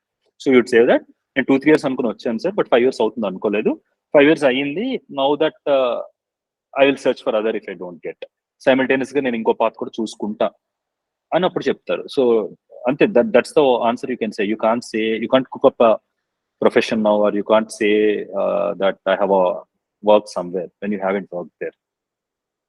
Okay, how to know about district specific issues? District specific issues etla telusta ante, district specific issues చిన్నప్పటి నుంచి మనం డిస్ట్రిక్ట్ గురించి ఎంతో కొంత తెలుసుకుని ఉంటాం కదా first the. And the second thing is okay మనకు తెలియలేదు, స్పెసిఫిక్ గా తెలియలేదు, ఓకే జనరల్ గా తెలిసే ఇష్యూస్. స్పెసిఫిక్ గా తెలియలేదు అనుకుంటే you should talk to people. Talk to people అంటే ఎవరంటే, నాకేమనిపిస్తుంది అంటే కొంతమంది well inform teachers, head masters ఉంటారు, నాట్ ఆల్, వాళ్ళకి కొంచెం డిస్ట్రిక్ట్ ఇష్యూస్ మీద మంచి నాలెడ్జ్ ఉంటుంది. And second one bureaucrats. Me district లోనే గ్రూప్ 2 కేడర్ లో, గ్రూప్ 2 ఎందుకంటే గ్రూప్ 1 వాళ్ళు డిస్ట్రిక్ట్ మారిపోతూ ఉంటారు, కానీ మీ డిస్ట్రిక్ట్ లోనే ఎప్పటి నుంచో వర్క్ చేస్తున్న ఇరిగేషన్ డిపార్ట్మెంట్ లో వర్క్ చేస్తున్న వాళ్ళు, అగ్రికల్చర్ డిపార్ట్మెంట్ లో వర్క్ చేస్తున్న వాళ్ళు, ఆర్ డాక్టర్స్ వాళ్ళు ఉంటారు. వాళ్ళతో మీరు కొంచెం ఇంటరాక్ట్ అయితే స్పెసిఫిక్ గా వాళ్ళు ఏంటంటే వాళ్ళు జనరల్ గా చెప్పలేరు కూడా, వాళ్ళు ఆన్ గ్రౌండ్ ప్రాక్టికల్ గా ఏముందో ఆ ఇష్యూస్ చెప్తారు అన్నమాట. That's how you can know the specific issues of a district. How to submit schools. I have studied in 4 different schools, but study certificate format has only one slot for headmaster signature. I don't actually remember this school study certificate, so I don't think I can answer this question. I'm sorry. Idi naku teliyadu. Okay, please, if there is any other person, మిగతా వాళ్ళు already ఎవరైనా clear చేసిన వాళ్ళు ఏదైనా మీకు access ఉంటే, you better ask them because I don't know about it. Yeah. Sir, I'm not interested in DSP post. Can I put it as my last preference, or it shows my aptitude as I will not take challenging roles? Last preference ga pettakaledu. See, you can keep it as third or fourth పెట్టినా మీకు రాదు, ఎందుకంటే అందరూ second preference పెడతారు కాబట్టి second preference లో వెళ్ళిపోతుంది. అప్పుడు మీకు అది రాదు అంతే. మరీ లాస్ట్ పెడితే సబ్స్టిట్యూట్ చేసుకోవడం కొంచెం కష్టం అవుతుంది. అంటే మరీ ఇంకా అంత ద్వేషం ఎందుకమ్మా నీకు పోలీస్ మీద అన్న ఫీలింగ్ ఉంటుంది. Here you wanted to avoid the police job, that's it కదా. There you can third or fourth పెట్టి అప్పుడు మీకు సెకండ్ థర్డ్ ప్రిఫరెన్స్ లో డిఎస్పీ అనేది మీ వరకు వచ్చేసరికి అంతవరకు రాదు. You will get any other job, you won't get there. I don't suggest last preference. నేను ఇందాక చెప్పాను కదా, నేను సివిల్ సర్వీస్ లో కూడా థర్డ్ ప్రిఫరెన్స్ డిఎస్పీ పెట్టా, సెకండ్ ప్రిఫరెన్స్ ఐఎఫ్ఎస్ పెట్టా, foreign service. So the reason is రాదు ఆ తర్వాత వస్తే ఇంకా ఐఆర్ఎస్ రావాలంతే, డిఎస్పీ వచ్చే ఛాన్సెస్ తర్వాత ఉండవు. So that's how I manage. అంటే దీనికన్నా నాకు ఇది యాప్టిట్యూడ్ ఎక్కువ అని చెప్పగలం, కానీ నాకు అన్ని పోస్టులు డిఎస్పీ కన్నా ప్రతి పోస్టు నాకు ఎక్కువ, ఇది అసలు నాకు వద్దురా బాబు అన్నట్టు కూడా మనం మాట్లాడకూడదు కదా. That shows our apathy or hatred towards the job. అది అట్లా portray ఛాన్స్ ఉంటుంది. Will you still try for UPSC even after getting selected?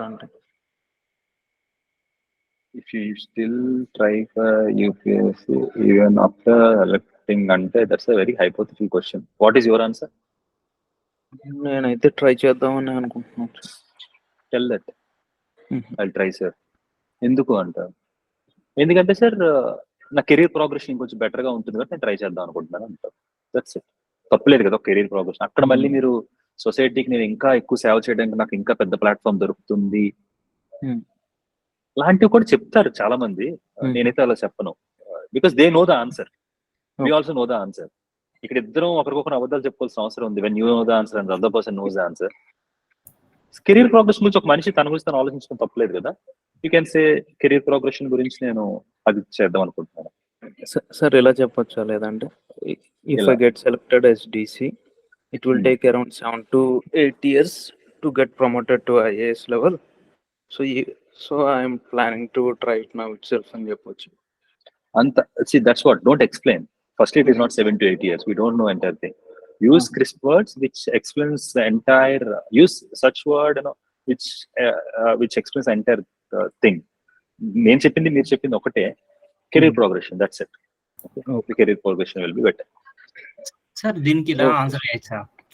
The very fact that వాళ్ళు APPSC మెయిన్స్ ని పోస్ట్ పోన్ చేశారు UPSC ఇంటర్వ్యూ వల్ల, so they take pride in AP people getting selected in UPSC. So వాళ్ళు అందుకు చేయలేదు. Okay, వాళ్ళు చేసింది ఎందుకంటే UPSC వాడు ఒక స్టేట్ ఎగ్జామ్ కోసం వాడు ఎగ్జామ్ మార్చుకోలేడు కదా. ఇట్ ఈస్ కంట్రీ అంతా చేసే ఎగ్జామ్ అండ్ ఇట్స్ చాలా ఎక్కువ హ్యూజ్ ప్రిపరేషన్స్ జరిగి ఉంటాయి కాబట్టి మనం తక్కువ మంది ఉంటాం కాబట్టి మనం అడ్జస్ట్ అవ్వటం. It is not that APPSC దాంట్లో ప్రైడ్ తీసుకుంటుంది కాబట్టి there itself you're denigrating the group 1 which you are aiming for. I don't think you can answer like that. Thank you, sir. Yeah. Another thing is, when I get some calls, and individually when I call somebody, they were saying that sir కొన్ని post already అమ్మేశారంట, లేకపోతే కొన్ని post influence ఉంటుందంట, ఇట్లాంటి questions వస్తున్నాయి. See, I can't entirely vouch for all the notifications. ఇప్పుడు కానీ అన్ని notifications I can't vouch for. I have అంటే చాలా దగ్గర నుంచి నేను APPSC ఇంటర్వ్యూస్ జరిగిన విధానాన్ని చూసాను. How they have. ఆ తర్వాత కూడా మేము ఏపీఎస్సీలో ఎగ్జామ్స్ రాయడానికి వెళ్తాం, డిపార్ట్మెంట్ ఎగ్జామ్. అప్పుడు కూడా have seen I have discuss with people how it is entirely going. I'm అంటే my father is a normal government employee, very small government employee. Okay, నాకు ఎవ్వరు తెలియదు. I don't have any influence at all. In fact చెప్పాలంటే నేను ఈ state లోనే కాదు, ఇక్కడ గుజరాత్ లో వర్క్ చేసుకుంటున్నాను. ఏదో ఇంటర్వ్యూ వచ్చింది వచ్చి, అండ్ నాతో పాటు సెలెక్ట్ అయిన వాళ్ళందరూ కూడా అలాంటి వాళ్ళే. సో ఇక్కడ ఇంటర్వ్యూలో the way they have conducted it and the people who are selected by seeing this, it is very fair. మాకు జరిగింది, and that is what is going to happen again. ఇది ఎందుకు మనం నమ్మాలి అంటే, if you don't believe in this, ఎవరో ఏదో చెప్తారు ఇవి అమ్మేశారంట అవి లేవనంటే you lose your confidence, you actually divert your preparation. మనకు దీని గురించి భయం ఎక్కువ ఉంటుంది. పోస్టులు సగం ఉన్నాయంట, సగం అమ్మేశారంట. అవేమి మార్కెట్లో చేపలో లేకపోతే కూరగాయలో కాదు, సగం అయిపోయి ఇంకా సగం ఉన్నాయి, ఫాస్ట్ తెచ్చుకోవాలి. It is not like that. The present అంటే మాకు జరిగిన ఇంటర్వ్యూస్ అయినా కూడా ఇప్పుడు జరగబోతున్న interviews they are conducting it very professionally than we expect. అది మీరు కూడా ఇంటర్వ్యూ ఇచ్చినప్పుడు మీకు అర్థమవుతున్న విషయం. సో మీరు రేపు సెలెక్ట్ అయిన తర్వాత కూడా you will see only common people around you. Okay, చెప్పిన కదా నాలాంటి ఎగ్జాంపుల్ ఇప్పుడు నేనే ఇన్ఫ్లుయెన్స్ చేయగలిగితే స్టేట్లో ఎవరైనా చేయగలరు అనమాట. సో అవ్వదు, ఎందుకంటే I haven't done it and I have still qualified, still clear this exam. So ఇట్లాంటివి ఎందుకు పెట్టుకోవద్దని చెప్తున్నానంటే, మీ ఈ 15 days ఉన్నదే తక్కువ టైం. సెలెక్ట్ అయిన వాళ్ళు అవ్వచ్చు, సెలెక్ట్ అయిన వాళ్ళు అవ్వచ్చు, ఎవరైనా అవ్వచ్చు, ఇట్లాంటి భయాలు ఉండొచ్చు. అట్లీస్ట్ సెలెక్ట్ అయిన వాళ్ళు భయం పెట్టుకోకపోతే ప్రిపరేషన్ బాగా అవుతుంది. And it's also fair. When it is fair you will have some confidence in it. Let's leave all this rumors aside and just focus on the preparation. Sorry, Gautam, please continue. Yeah. Sir, when will be the GDs and mock interview? And our GDs will be offline in VIZAG? No, we actually planned offline sessions, but not many are here in VIZAG. So we thought it will be better if it is online. So we will be conducting the GDs also online, so that everyone can participate. But if you would like to visit the academy offline and discuss with a couple of friends here, you are very welcome. Academy is open for you, and our mentors are also available here. But to help everyone, we are conducting online. Yeah. Gautam, so I'll take a leave. Prashant, thanks a lot. Yeah. Thank you so much actually for giving this opportunity also. Individual ga nenu చాలా మందికి చెప్పలేను అంటే on daily basis because of my training schedule. So I find this is a very good opportunity for me. ఎందుకంటే ఈ part నుంచి వచ్చాం కాబట్టి we know the anxieties and the pressures and the anxieties and the questions that you have. So I think కొంతమందికి help అయ్యి వాళ్ళు clear చేసి నాకు క్లియర్ అయ్యింది అని చెప్పేసి at least if they messages will feel very happy. Definitely. Yeah. Thank you. Yeah, good. Thank you so much. We'll share the updates in the group. Thank you.